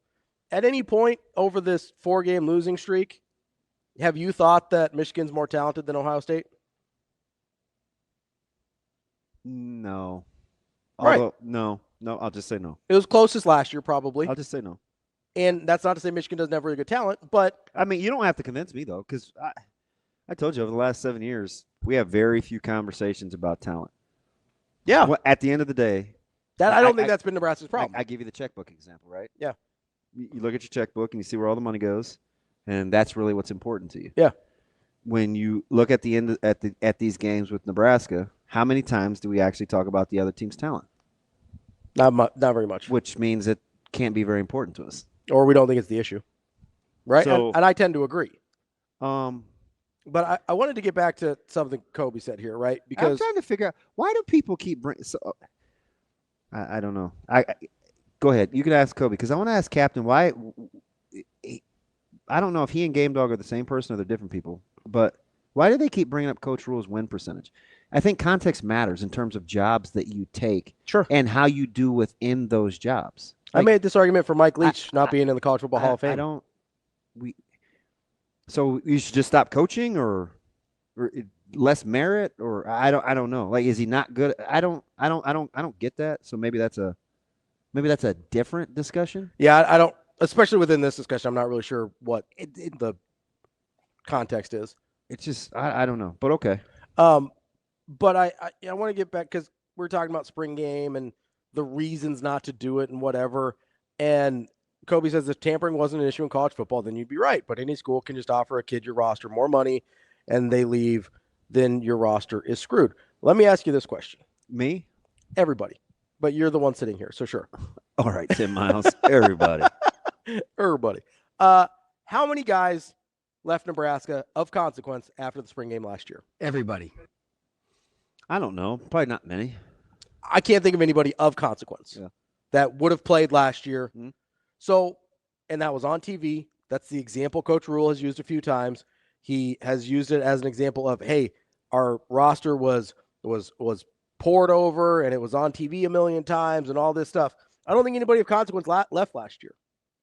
So I'm having a hard time having that be the reason. And if it is the reason, just don't put it on TV. Do you know what I think a lot of it is? What's that? Is I think nationally and in his peer group, which is how you speak at the Broyles Award, I think people trust his evaluations. I agree. I think he is respected within the community. Very much so. And I think his peers think that he's good at what he does. And I think they think he has a good sense of the direction of the game. So the two coaches that I told you about, the two respective schools that were recruiting Caleb at the time 2 years ago, two schools that won a ton, said, well, that has our interests. Yeah. Like that's a good hire. The hiring of Rhule got their attention. Yeah. Yeah. Yeah. Yeah. And these are the two head coaches. So that lets me know that it just doubles down on the respect thing. So, and I say that to say, look at all the guys. If you want to bring record into it or whatever, cool. But my counterpoint would be, look at the guys that get offered and recruited after Nebraska offers. How many guys have we talked to Tim Bergese about? People trust their Oh yeah, now he's a good example because he sees it. Yeah. How many guys have we talked to Tim Verghese about? Michael Terry's a great example. So I think the whole 7-6 thing or a 5-7 team, I don't think real coaches, if that was the case, nobody would come from FCS to FBS. Mm-hmm. It's that's not what it is. Real people that do this for a living can evaluate players and performance outside of the outcomes. Mm-hmm. They just can. And they can evaluate the job a coach is doing. They just can. Yeah. So, I mean, the low-hanging fruit thing is not relevant. It's not the same. I also, there's, like, again, the context matters. I mean, not 2 weeks ago, I was railing about Mike Leach not being in the College Football Hall of Fame. He's off by like 3 games, right? Because his win percentage isn't high enough. He took over maybe the 3 worst jobs in FBS football at the time that he took him over, right? Well aware. And so him winning at those jobs is more impressive, in my opinion, than somebody taking over a really good program. And like, Ryan Day's a really good football coach. What Mike Leach did was harder, I think. No, it's a different kind of hard, but it's harder. And so, like, Mike Leach didn't get born on third base. Now, Ryan Day still had to get to home. I get that, and he did. But Mike Leach had to hit the triple, and Mike Leach never got to home. He never won the national championship, right? But he had to hit the triple in the first place. That's kind of what we're talking about with Coach Rhule here. Look at where Temple was when he took that job over. Nobody in the country wanted the Baylor job. Not a soul. Nobody wanted that job. The number of guys on that roster when he took that job over was not enough to field a football team. Nobody wanted that job. No players wanted to go there. And to then turn that into a 11-win team 2 years later is a miracle. Okay? And then Nebraska, let's not pretend like Nebraska was in a good place when he took this job over. It wasn't. It maybe was in a worse place than any of us even realized at the time. It was pretty bad, and we tend to be a little myopic about it. This was a rough job to take over. And he, in 2 years, has gotten to a bowl game, which hadn't happened in 9 years. And then all of a sudden it's like, oh, well, they only won 6 games. Well, that wasn't something anyone else could do here. I get we thought there was more on the table, and it's disappointing when you think, oh, I might get a job that offers me $120,000. I only got a job that offered me $90,000, but right now I'm only making $60,000. Well, the 90 is still pretty good, right? Yeah, you wanted the 120. Felt like that was on the table for a minute. You still got the 90. That's a nice improvement. Okay. So, like, what do you think he means? He said this. I just try to remember, like, just put things in success in order. What do you think he meant? And we went through this when he said, you're going to have to get used to, or we need to get used to, December's being busy around here. Decembers have historically been quiet around here. They're not going to be like that anymore. I think it was pretty loaded. I think he meant a lot of different things. But he said that, right? He did say that. You're going to have to get used to, I think, the chaos of December. December's being busy or noisy. Guys wanting our players. Yeah. Coaches getting offers. Like, so there's a lot of things there, right? One, I think he expects to be playing in December. Okay, playoff games. So that's one. Okay. 2, guys if he's got a good roster and he's got good depth on that roster, people are going to come for it. So player movement. And then 3, we saw this year. I don't know if it was December or January. I'm losing track a little bit here. But I think it was December, the movement of coaches, right? Terrence Knighton, Tony White this year were the big ones. And, you know, I know it's not December anymore, but now there's rumors of, you know, maybe Texas sniffing around. EJ Barthel. Yeah. You know, Peter Nakos, I think, from On3. You know, and it's interesting that you bring him. Reported that. I said this a year ago. I'm going to say it again. I feel like this has given me some Riola vibes, and I'm here for it. So, like, we can talk about this. Why are we so dismissive about Barthel's coaching prowess? It's because we don't like the running backs very much. Who's worse than when he got him? Nobody. Anybody markedly better? I think EJ's better. I think Ramir, when he was healthy, now that's not an EJ, when he was healthy, looked his best. I think when they used him right, Dowdell looked good. So was Dowdell better than he was when we saw him last spring? 100%. Who was his coach? EJ Barthel. Okay. I'm just curious how we have all these conspiracy theories on why Barthel would be in the run for a Texas job. Or do we not care about development? He might just be good at his job. Do we not care about development? Or does he need to land the star-studded guy? Because Demarion Parker. Parker's pretty good. And I'm telling you, Nelson's pretty good. Also, he's the reason that Dowdell came here, right? Yeah. Like, that was a highly just, attractive portal candidate. The way people think about him bugs me. And we could stay with it. Mm. Texas isn't just sniffing just to float a name. We'll be back. More HURRDAT Sports Live. Wrapping up hour number 2 here on HURRDAT Sports Live from HURRDAT Sports Bar and Grill. That's DB. I'm Ravi Lulla in this deep conversation about Coach Rhule and Nebraska and how they're going about things. DB, you asked Shane to play that clip there. What was on your mind? I think it's the consistency of the message. Okay. Right. It's the consistency of the message.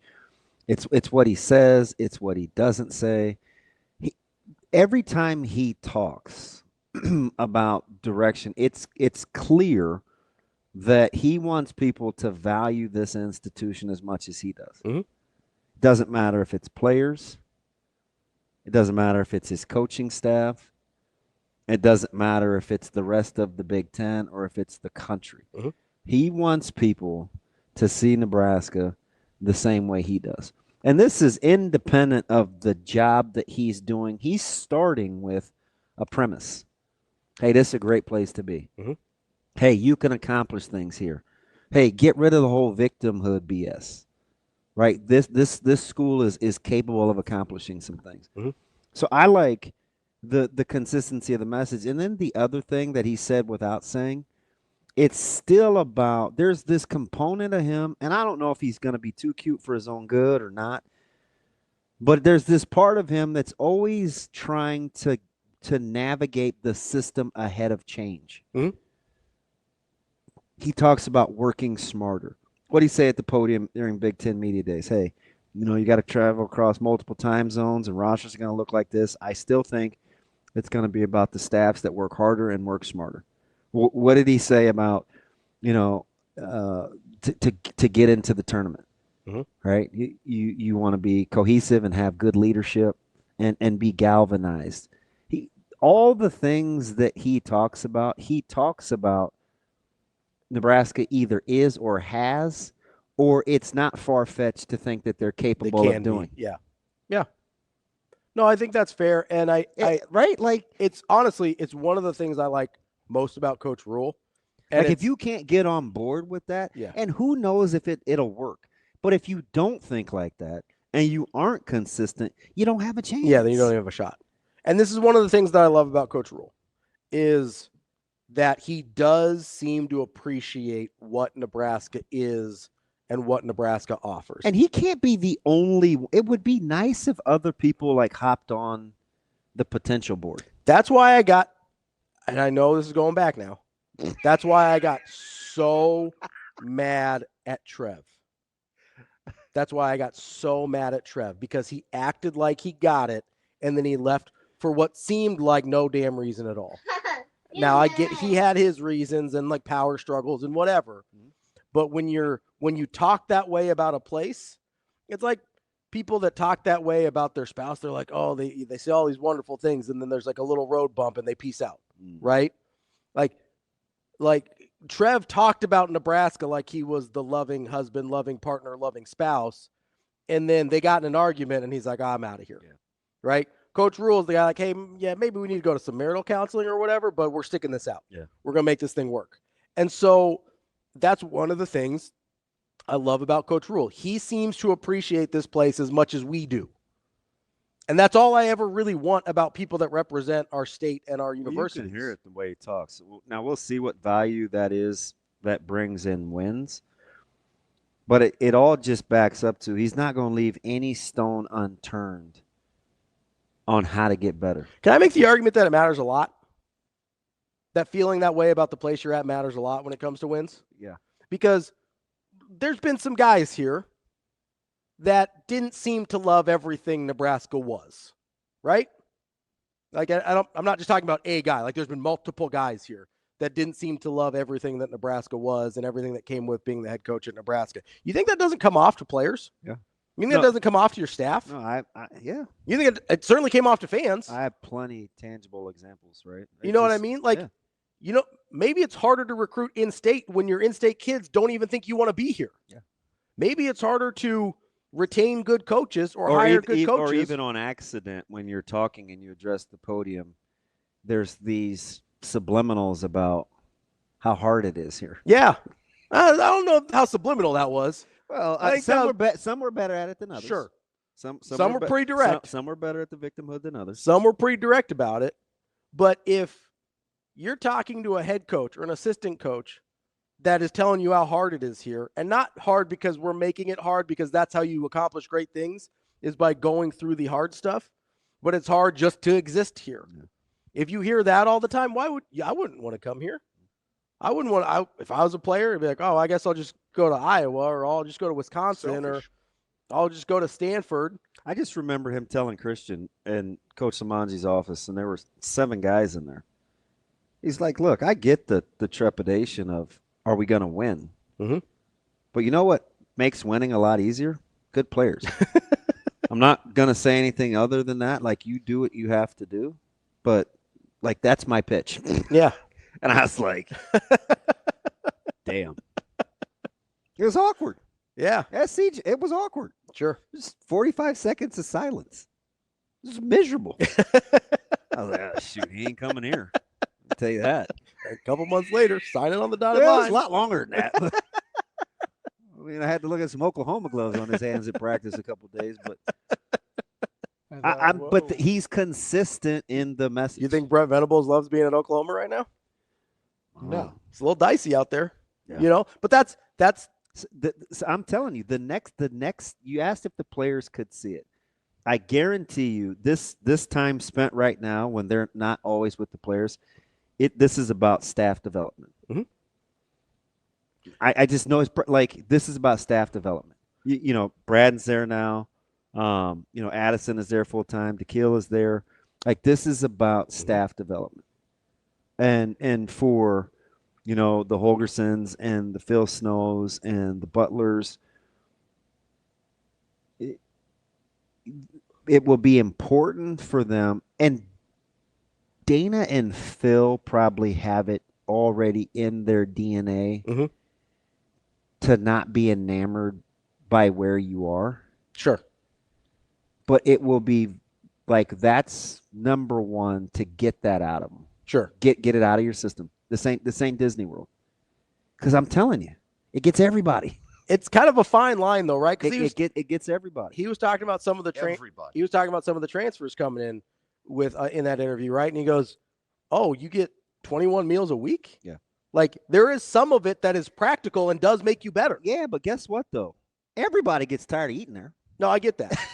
But he was kind of talking about it in terms of, like, how do you be? No, I understand. I get it. How do you live in gratitude without being enamored? Yeah. Right? You have to live in gratitude without being enamored by all the bells and the whistles. Do you know right? how?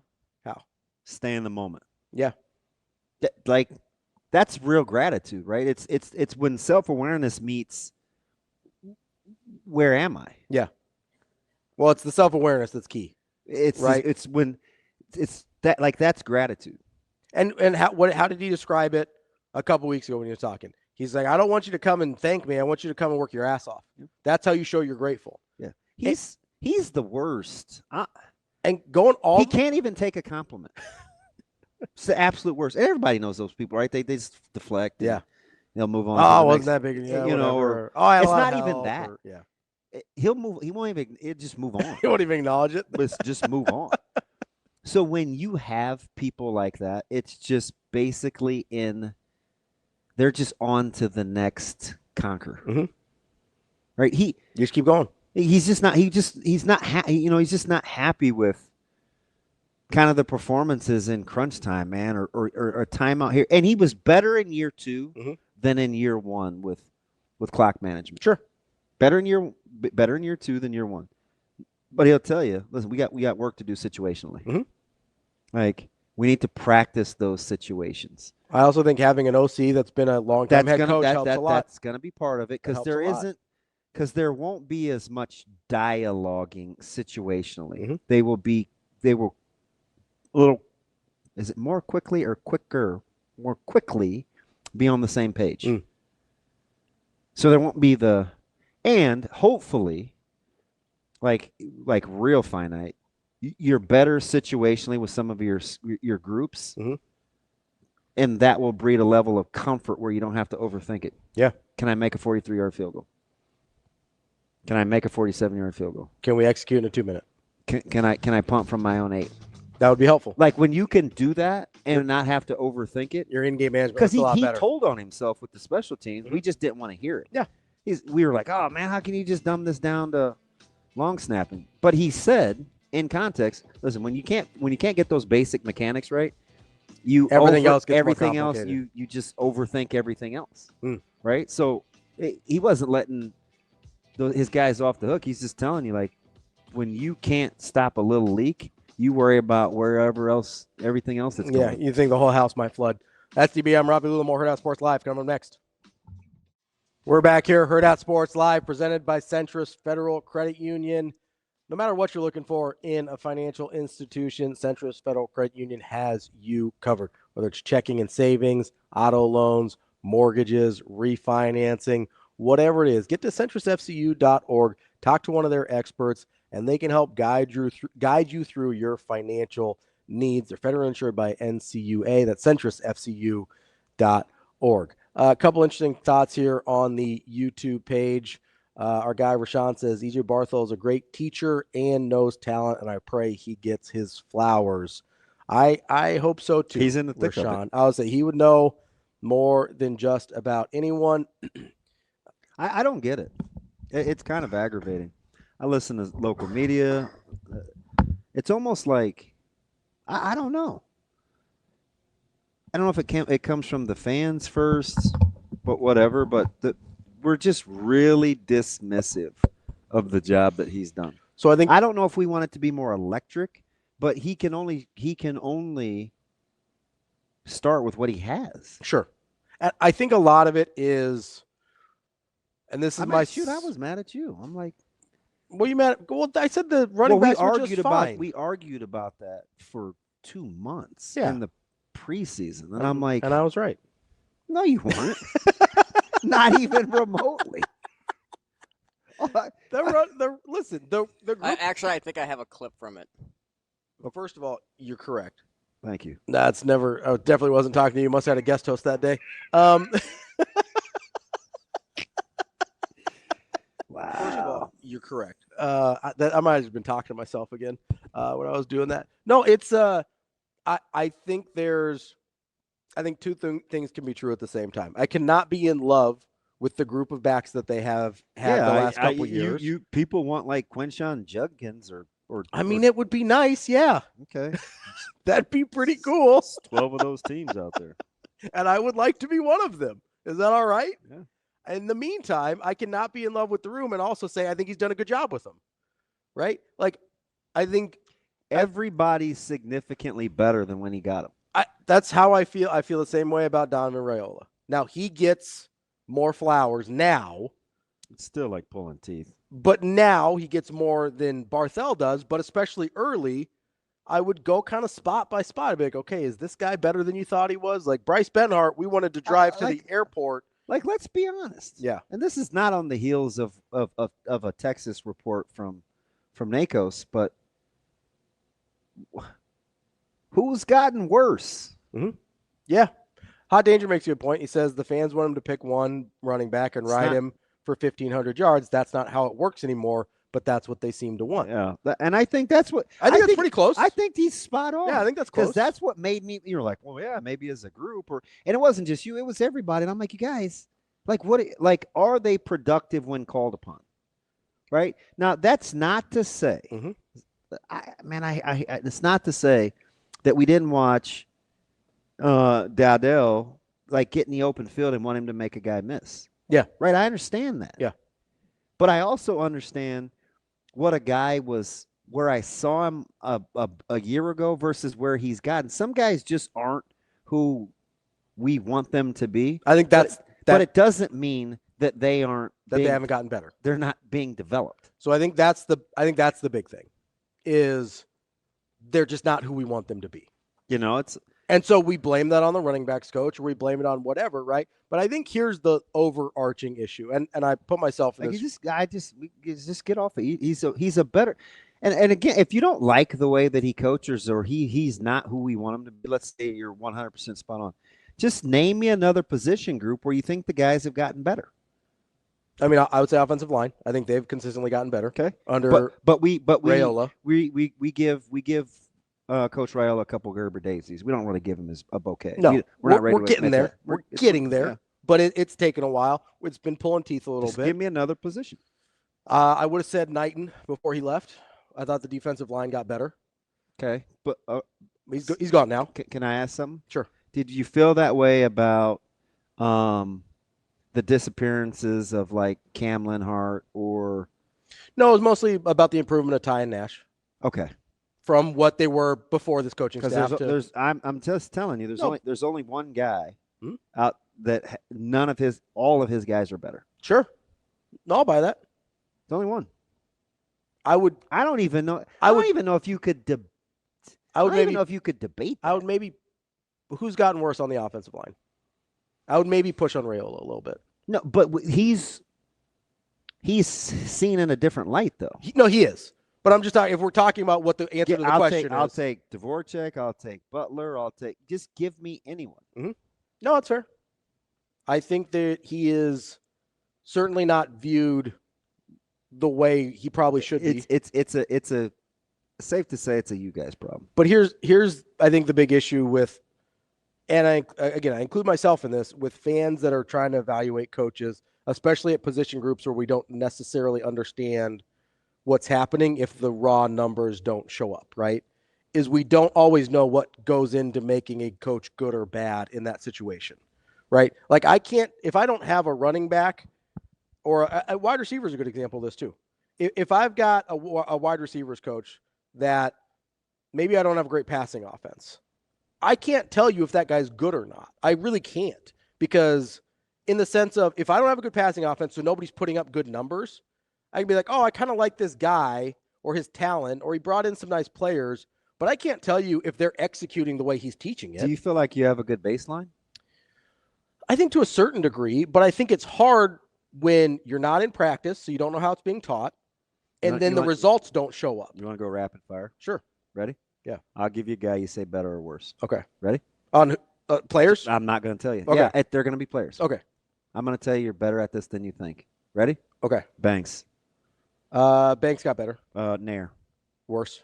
Lloyd. Better.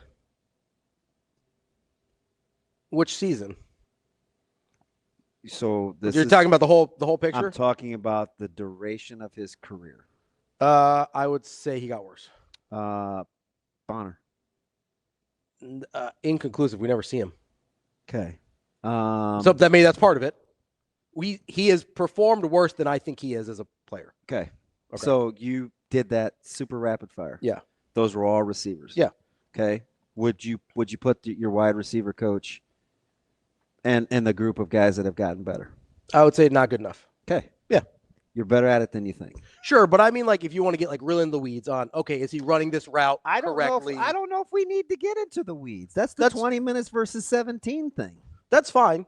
But I'm saying, like, if I'm trying to evaluate a coach, you need to move on from that guy. Yes. Okay. But I can't tell you necessarily what the specific things happen. That's not what I'm saying. No, I know. But like in basketball, I can do that. In basketball, I can tell you, like, oh, he's not doing this, this, and this. They're player development guys, not getting them where they need to go. Like, I can give you specifics in different sports because I've been there, right? Yeah, but generally speaking, you could do it in every sport. In the In general, yes. Yeah. But I think it's harder than I don't need to have coached basketball to say that Trey Alexander was a better player post leaving Creighton than when he got there. sure. I don't even need to tell you if it was using his right hand or his left hand or moving right to left or coming off of pin downs or if how he can maneuver with a flex screen or a high ball. I don't have to tell you any of that. You can also I could just say probably tell me that every big that's come through Creighton in the last 8 years has gotten better. my point in that is you don't have to get into the specifics. Sure. You don't. And that's fine. I do think if you can see the specifics, I think it's easier to evaluate a coach because otherwise you're kind of just going off of gut. And I think that's sort of the problem with EJ Barthel is people's gut tells them that the running backs aren't where they want them to be. Well, I don't think we're talking about the same thing when we talk about his coaching prowess. Because, maybe it's landing some big fish recruit. Maybe it's I don't know what it is, but it can't be whether guys get better under his watch or not. I think one of the major I'm 100% sure of that. I think one of the major things that we evaluate position coaches. We had guys saying he was going to be fired in the offseason. Oh, I know for sure, but I'm like, what are we watching? Did you not see Dowdell last spring to this year? Yeah, to the end of the season. Dude's better. Mhm. Still not what you want. Right. He's better.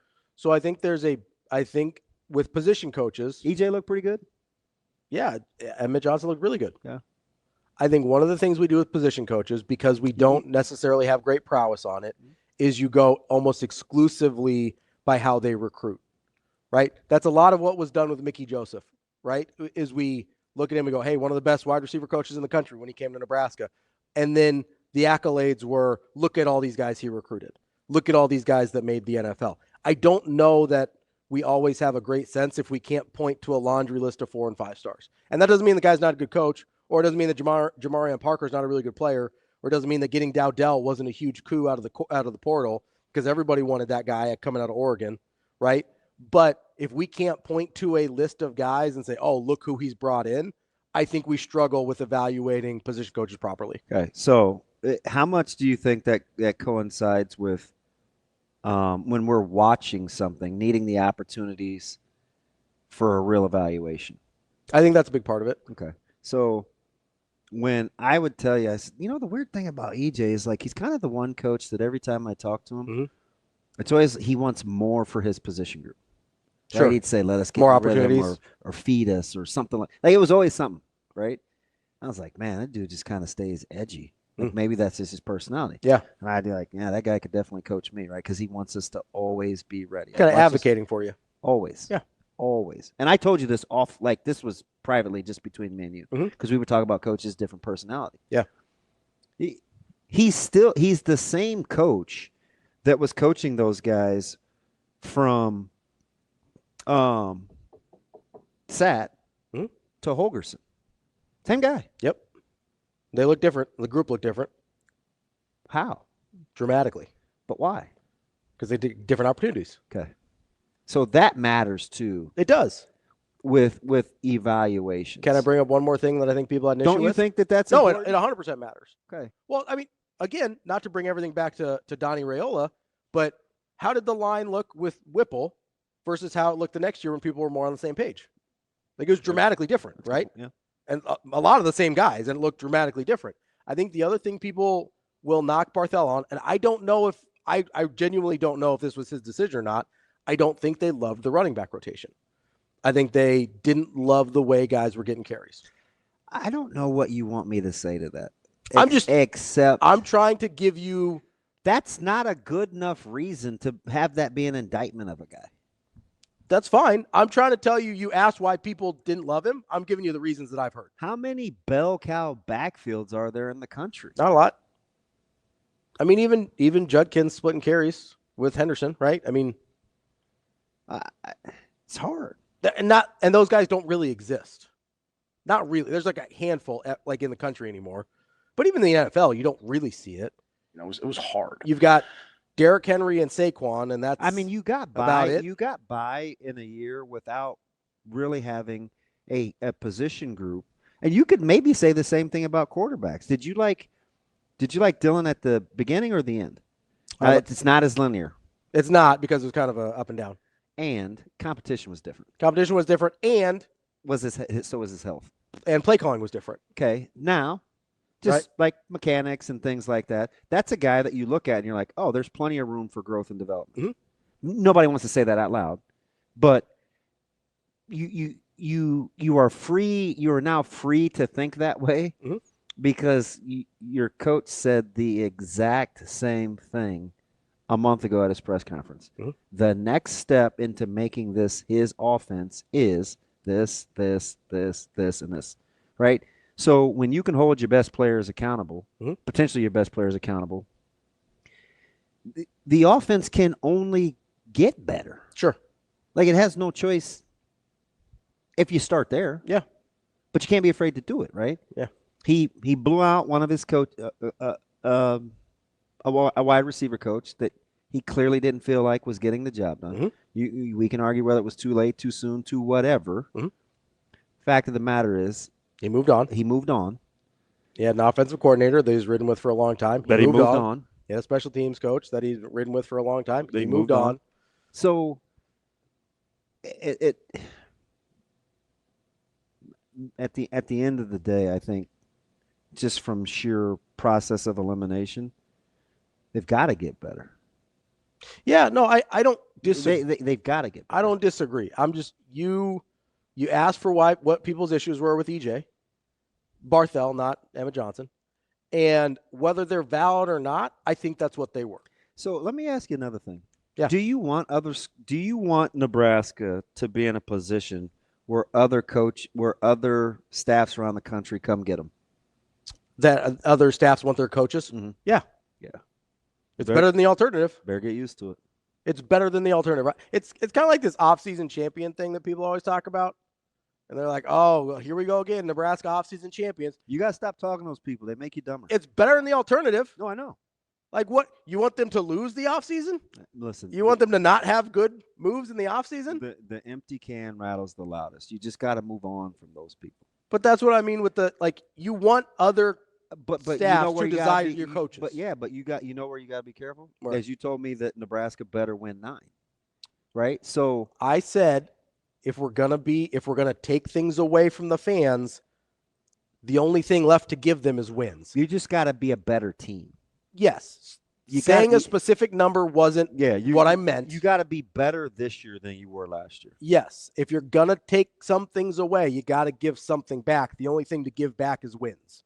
That's it, right? I mean, D. Lloyd said it, winning cures everything, right? Like that's not novel, but if you're going to take things away, I shouldn't have said 9 specifically. I wasn't trying to give a specific number. Because I really don't think when people say, how can I got to be careful.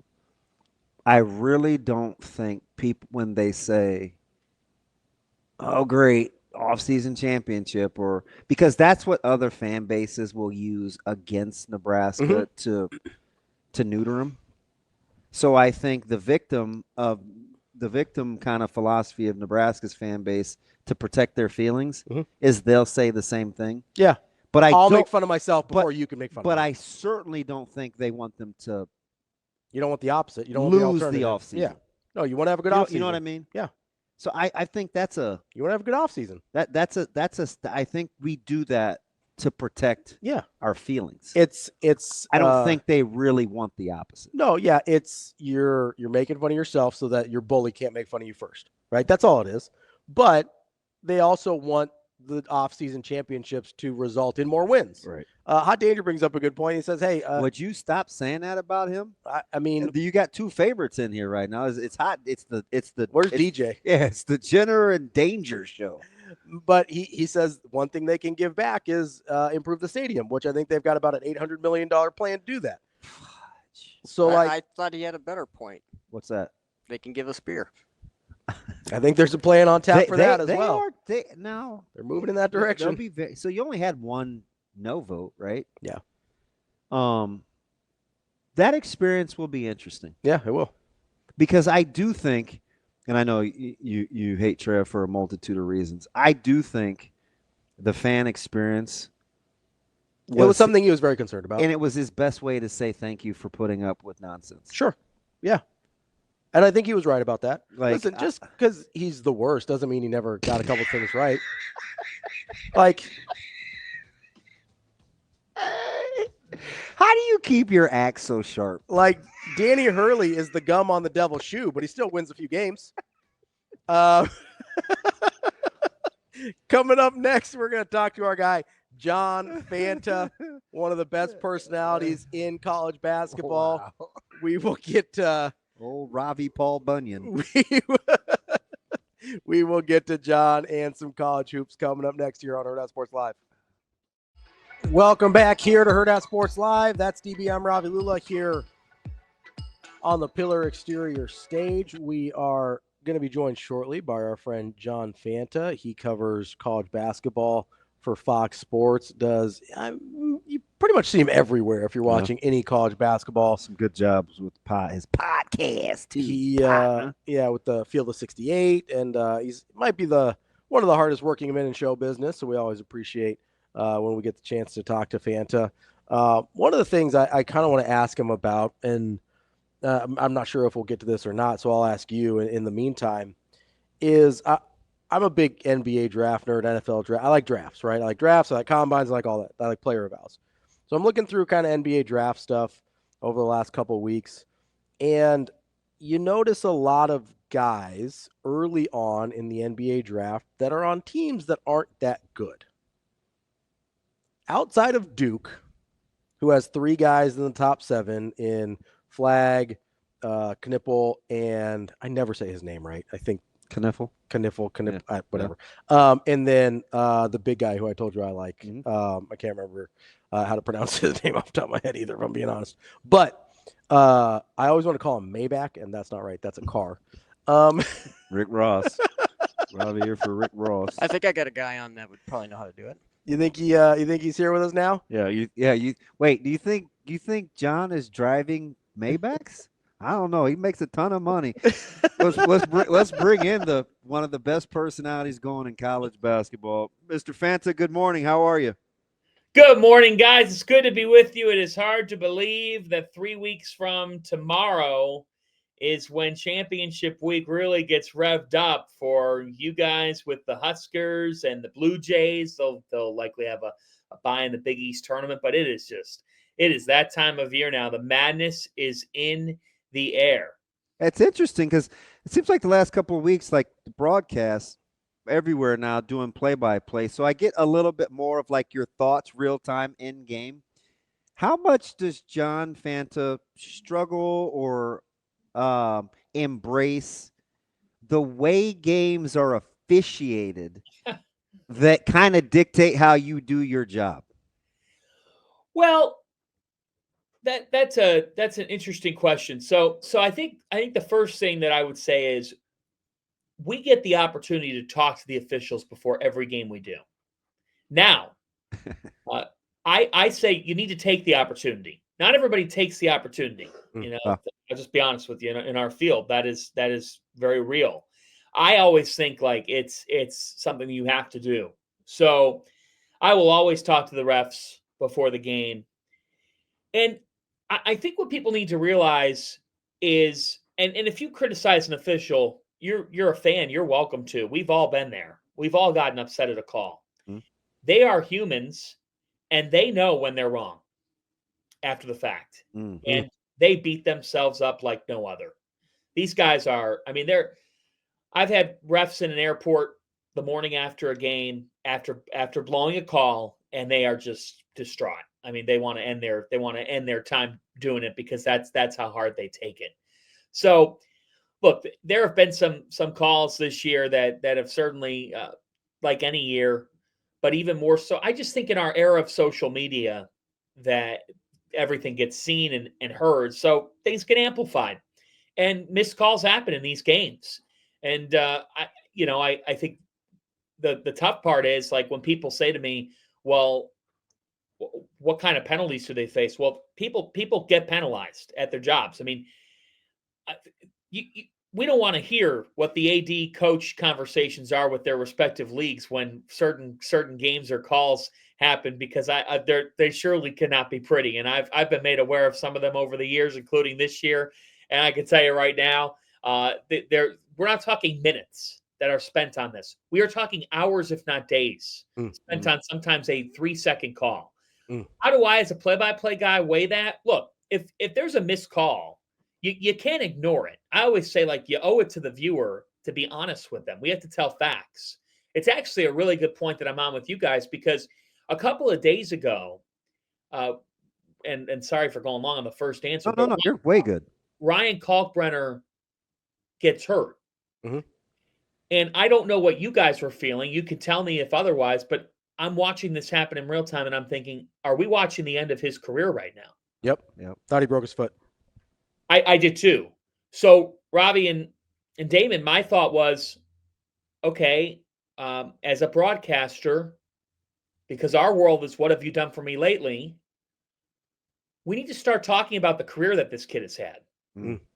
To put this in perspective, like, if this kid's season or career is over, this is a very tragic way for it to end. We didn't say it could be career ending, but if you watch the broadcast, you heard us say, look, you're talking about one of the all-time Creighton greats. You're talking about somebody who is one of the best players in America. Here are his all-time statistics. He just passed Ralph Sampson in scoring today. He just passed Baylor Shireman. First 3 tweets. John, is he dying? Hey, John. Although I will give the Johnnies credit, even when you host your pods and stuff, those guys get after it, man. The St. John fandom, because sometimes I'll chime in or I'll pop in and I'll see what's going on, and those guys they're pretty passionate. Hey, John, do you think he's better than Willis Reed? Hey, do you think he's like a significant? Folks, it's television. Yeah. We were saying Willis coached at Creighton, and honestly, when that kid got to the scores table, if you're a Creighton follower, weren't you like, holy crap? Yeah, I couldn't believe it. I couldn't either. I was shocked. I was shocked. We had that package ready to talk about Willis and the Garden and Creighton. We didn't have it ready to talk about that. we were like, this is the perfect time for this package. Of course, people are like, what an irresponsible journalistic thing to compare the 1970 NBA Finals to a Big East regular season game. We were just having some fun. He shocked us all when he re-entered the game. Here's my point. My point is, you got to tell it like it is. You're never going to get it always right. I can't be on the air and start blasting the officials to a level that's insane. But and you had a good feel early that it was going to be a physical game. They were letting them play off the ball. I mean, it's the Big East, right? You've seen it 1,000 times. It is the Big East, but on a replay, if there was one, Ashworth had a collision, they didn't call it, and we're like, yeah, that I don't know if the officials told the players that was all right, but like, that's a foul. But here's the thing, guys. I got to tell you, the last thing I'm going to say. If we say something, the refs got our numbers. Yeah. I don't want to deal with that can of worms. I don't need that in my life. Yeah. So, John, I'm kind of glad you brought up officiating, because I do think it's, I'll complain about calls, but I think for me, the bigger thing that I focus on is sort of stylistically how they choose to call a game, right? So we talk about Big East officiating and how, DB and I talk all the time. A Big East game is going to be officiated differently than an ACC game. It's going to be officiated differently than a Big Ten game, right? Like, how do you ever get a sense when you're talking to these officials and having these meetings with the refs of, like, hey, they might call it a little tighter today. They're kind of more aware of, because just as a Creighton fan, right? I watched that St. John's game, and I know early it's like, if they're going to call the game like this, St. John's going to win. Mm-hmm. Like, if you're going to allow St. John's to beat people up on the perimeter, they're going to win most of those games, right? Do you ever get a sense in those meetings of if they're going to try and keep a lid on that a little bit better? Because I know teams like St. John's make it really hard because of how physical they can be. You could call everything every 3 seconds. Right. I think that's a problem, right? Because you don't want to be calling whistles the entire game.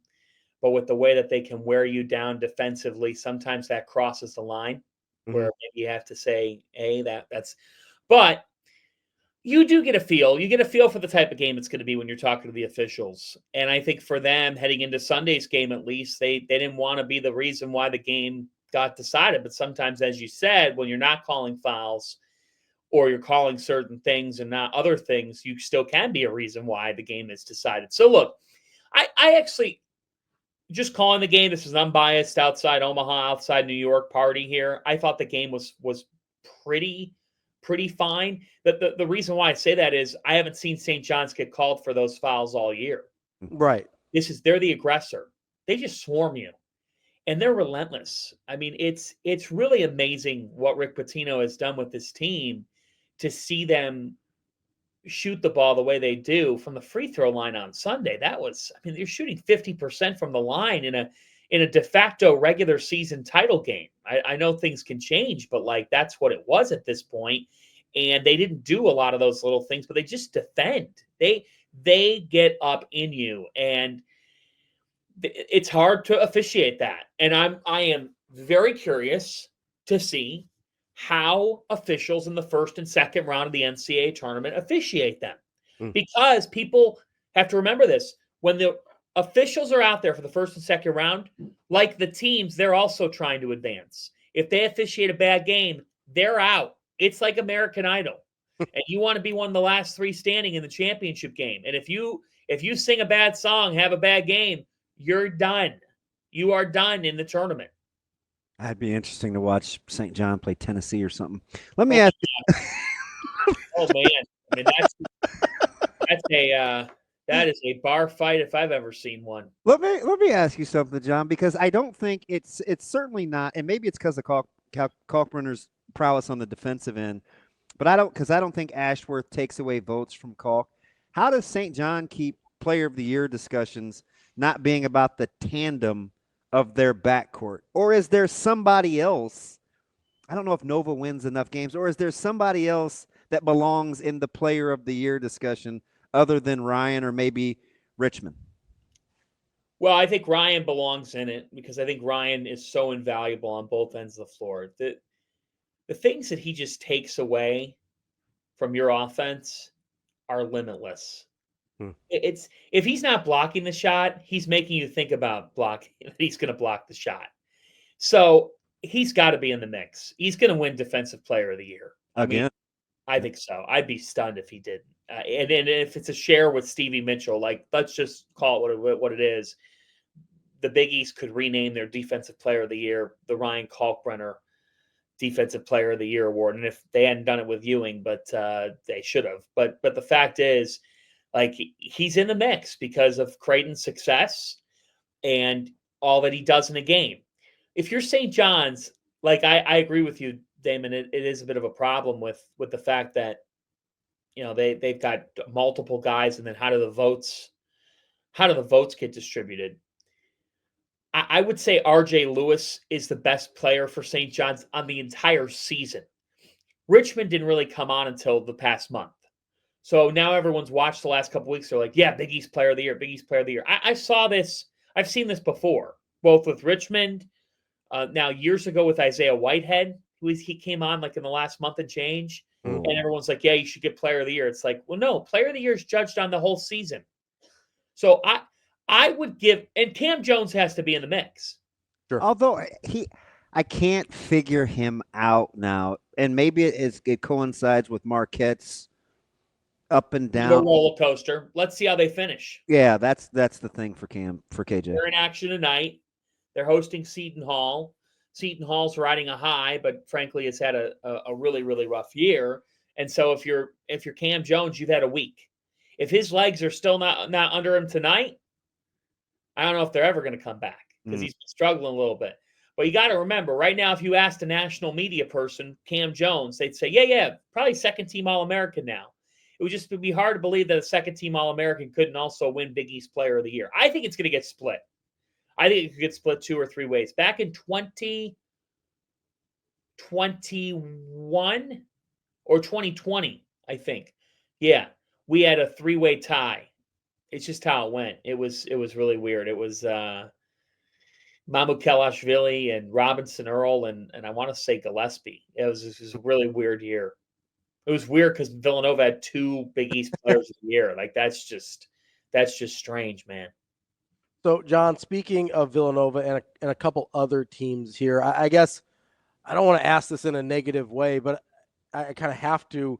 Who have you been most disappointed by over the course of the season? Obviously, Villanova's got the incredible individual effort by Eric Dixon, but that hasn't really translated to wins the way they've wanted them to. I think some people expected more out of Xavier.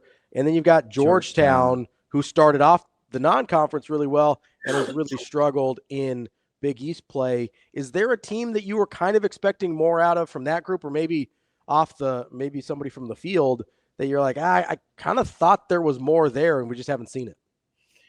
Well, biggest national disappointments, Kansas State as well. I mean, Kansas State spent millions on their roster and they're 500. Yeah. Kansas, they're 5-5 in their last 10. How? Well, AJ Story hasn't panned out, and they haven't been a consistent three-point shot-making team. So in that regard, they've been disappointing. North Carolina's been very disappointing. Very much so. I mean, now they have to look hard in the mirror. Missing the tournament 2 out of 3 years. When's the last time that was acceptable in Chapel Hill? I think you have to make a move. Yep. Mm-hmm. Yeah. Just my take. Indiana has been mostly disappointing, and that job search is fascinating, to say the least. I think in the Big East, sounds interesting because of Matt. You get an Ivy League transfer who's capable of being all world. Like he is. I don't know why he just takes some time off, but then you have another one and done potentially. But it would be fast forwarding for Georgetown in the totality of Cooley's coaching job there. He just hasn't had a ton of time. No, would you make the case for Georgetown? Well, I don't think that they've been a big disappointment. I thought that, I mean, here's the thing. Over the last 3 years, they had combined for 4 conference wins. Yeah. And so now they've got 6. So in this season alone. So look, yeah. I want to see how they finish. They have Providence at home tomorrow. And if Sorber's healthy, it's a game you really need to win. Because then you go to Creighton and UConn. You're probably not winning there. You host Marquette, you host Villanova, you're at DePaul. You need 2 or 3.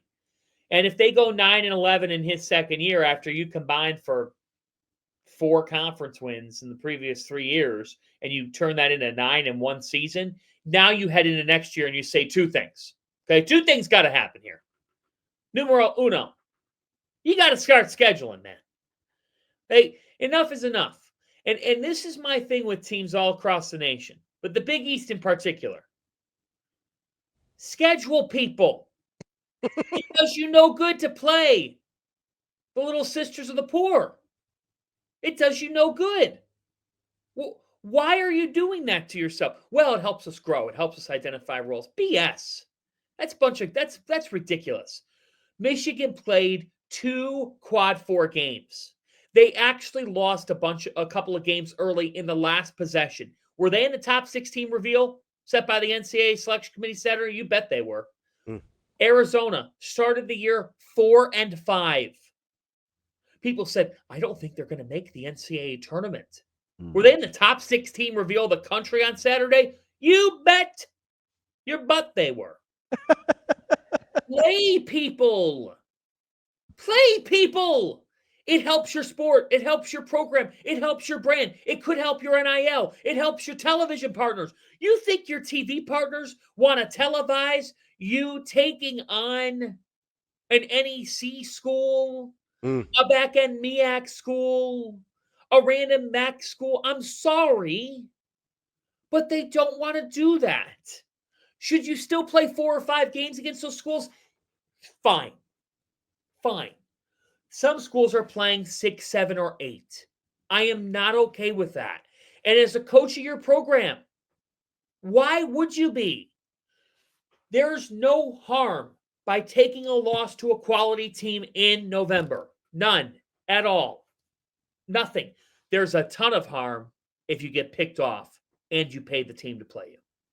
Let me ask you about coaching prowess, because I think it's at a high level. It is tough to win on the road in the Big East, and there are some coaches that are held in high regard. For you, do you need to see how the end of the season plays out before you're Coach of the Year candidate?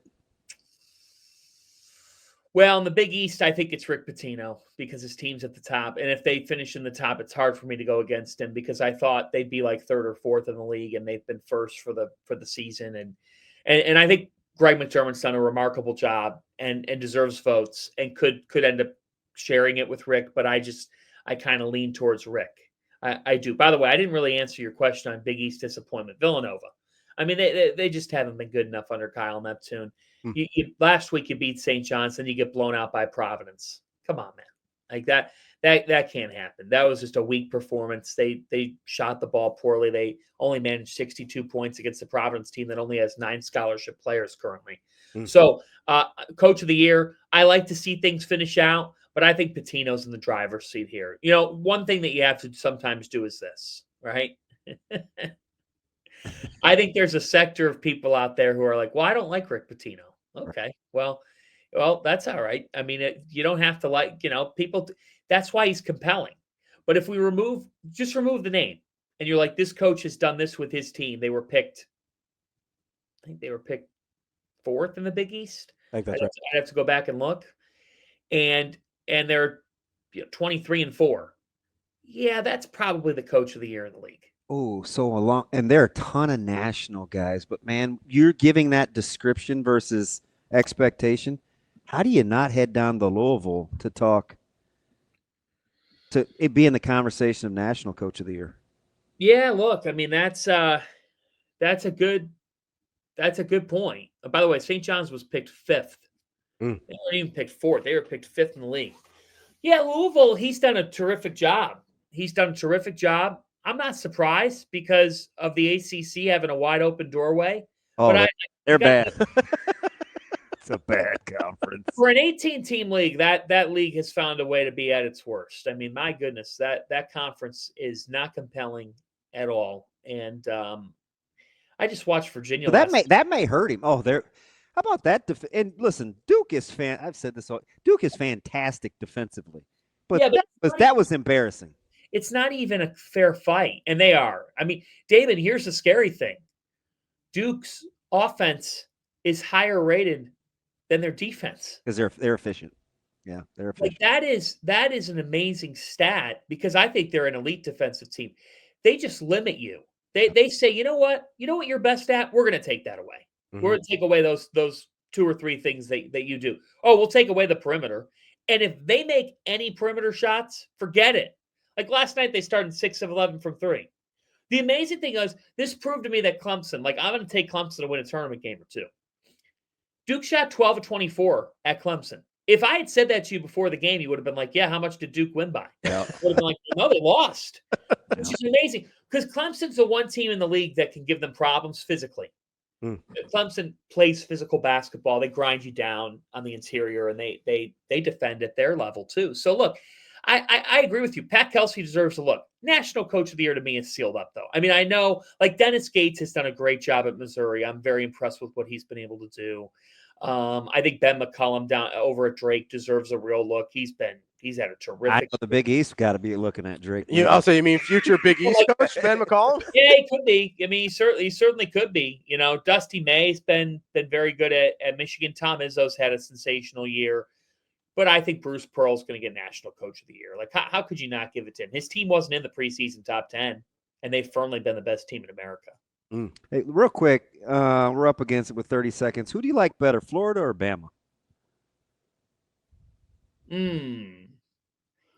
Florida, because I see a better team defensively. But I think Walter Clayton and Elijah Martin, when fully healthy, they just got hand-logged back. Alabama alarmed me on Saturday because I never thought they found any sort of a groove to contain Auburn. Yeah. They let Auburn run their stuff and run it with ease. And Alabama can score. But guys, at some point in the shot-making world, when shots aren't falling, can you get back and get some stops? Did it ever feel like Auburn was uncomfortable in that game?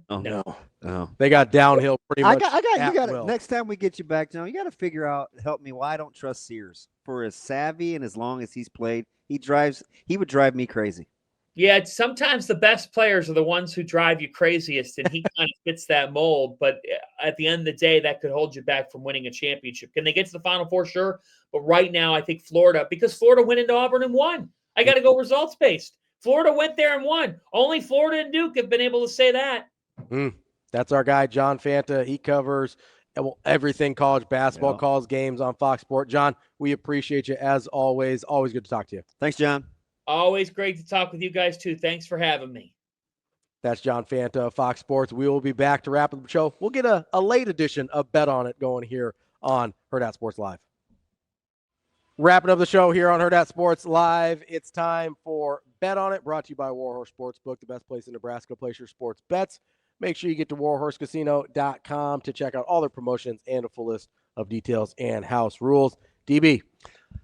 Yes. We liking anything tonight? I love the fact that we have this flexibility and freedom. I know. I thought we were going to take a real break there, but that's okay. We're right back at it. Well, old habits die hard. Yeah, don't have a hard out at 10, so we can get Bet On It to you here still. Well, you don't have a hard out for breaks. No, but more than 30 seconds would have been nice. I love how Shade and Sasha are like, hey guys, you can make up your own clock. You don't have to get out of a conversation. I was like, oh shoot. And that's great. And then Shane's just like, nope, get out now. And Sasha's like, hey, don't stop the conversation. And Shane's like, get out now. How many times you put the clock up on us for Fanta? About 18 times. I wouldn't take that if I were you, Shade. And then he's like, hey, you're going to have to come back quick here. And I was like, Shane, we can do whatever we want. I know. That's why we came back quick. All right, this would be the best 2 minutes in sports, Shane. It's a lot like your love life. Hey, now. I thought that was a Kentucky Derby. Came and went. He's jockey-sized. Yeah, that's true. It's very true. What do we like? What do we like here tonight? We got better games than we did last night. We do. So a lot of better games. It's a thin slate last night. And it's not great. No. Like I said, it wasn't sick 'em, it was suck 'em. I mean, you're letting Caleb Love just hit running floaters and posters. Dude, just baby sky hooks like he's Kareem Abdul-Jabbar. I mean, Love. But that's neither here nor there. I think we're going to go to East Lansing. East Lansing, Purdue and Michigan State. Yep. Sparty is a 3.5-point fave. I really, really like Purdue. You like Purdue on the road here do. At the Breslin Center. Little spot for them to get right on the roadie. You're going against it here. Yeah, I like Purdue. You like them with the points? Yeah, it wouldn't surprise me if they won. So I'll always take the points because that's gift. Ken Palm does say that line is a little fat. Yeah, he's only got it a 2-point game. You're getting a full 3.5 from Vegas. Yeah, man, boiler the heck up. You know how I love my Kenneth Pomeroy. I know you do. Any other ones you like tonight? Yeah, I'm a big Loyola Chicago guy. Just knowing that roster and that team. They're on the road at Matt. Don't call me Davidson. Okay. I actually would take. It's not really a Flyer conference game, but I like Davison at home. But I would probably look at maybe the money line, depending on if you're getting 1.5 or 1. Okay, there we go. That's about it. You don't have anything on our slim chickens. You don't have anything on our guy John Tanji in Wisconsin bringing Illinois into town? I know one thing. What's that? I think Wisconsin is one of those teams that's better than we think they are. That's possible because you can't put your finger on the why. Yeah, it's true. Right, like we're so stuck in this fuddy-duddy walking up the court offense. That's not how they play. No, but I don't really look at them and think, oh, they should be really good either. Yeah, because it seems like they make a lot of tough shots. Yes, which I don't typically love. I don't know. I think they're better. I like the ability to make tough shots. I don't want to live there. Yeah, you got 9 teams in the Big Ten and the top 28 of net rankings. Yeah, that's not bad. It's pretty good. It's not. It's the anti-ACC. It's not 5 of the top 7 in as the SEC's got. But do you love? When did Carolina play Florida? Was that in December? Ooh, way back. It was North Carolina, December 17th. Listen, yeah, way ahead of the free world on Florida. You've been talking about Florida for a good and long time. So that's a really good basketball team. I'm glad Fanta likes them. Yeah, I have to, because you did have the funniest text ever. Yeah, Florida Because might be. I could hear how you would say it. I could hear how you were saying it. What did I say? You might be right. Florida might be better than Like, Bama. no, you said I think. It Yeah. didn't have anything to do with me. You're like, I think Florida's better than Alabama. And I was like, I think they are too.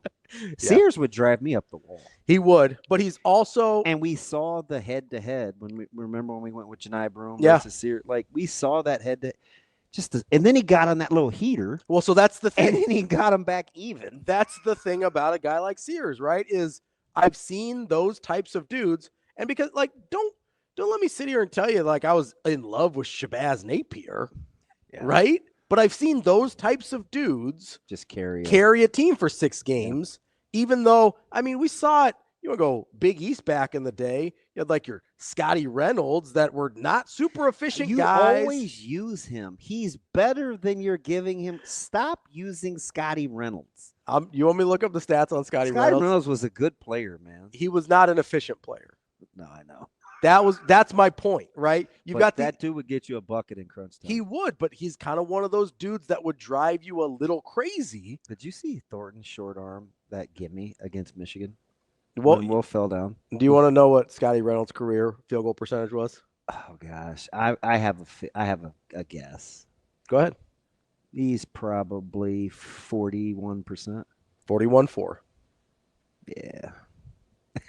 So he's a guy that could drive you crazy, right? Yeah. Anybody that's shooting 41.4 and putting up double-digit shots a game is probably gonna drive me a little crazy. I understand. But that's a dude that could go get you a bucket. I feel like Sears is very similar. Like he's in that mold of guy. At least Reynolds was a two-directional guy. It seems like flawed player, but I've seen those type of guys carry teams through tournaments. And meanwhile, you watch Janai Broom hit 2 threes to start the game. Yeah. He's good. He is really good. We don't typically see guys that are built like him and that play like him carry teams through tournaments. And he's old, too, so I guess he's damaged goods. I want to talk about old guys in college basketball. We didn't get to it today. We will tomorrow. It's an old man league now. I think college basketball teams might be putting their rosters together wrong. Really? Yeah, a little bit. We'll get to that tomorrow. That's DB. I'm Ravi Lulla. It's HURRDAT Sports Live.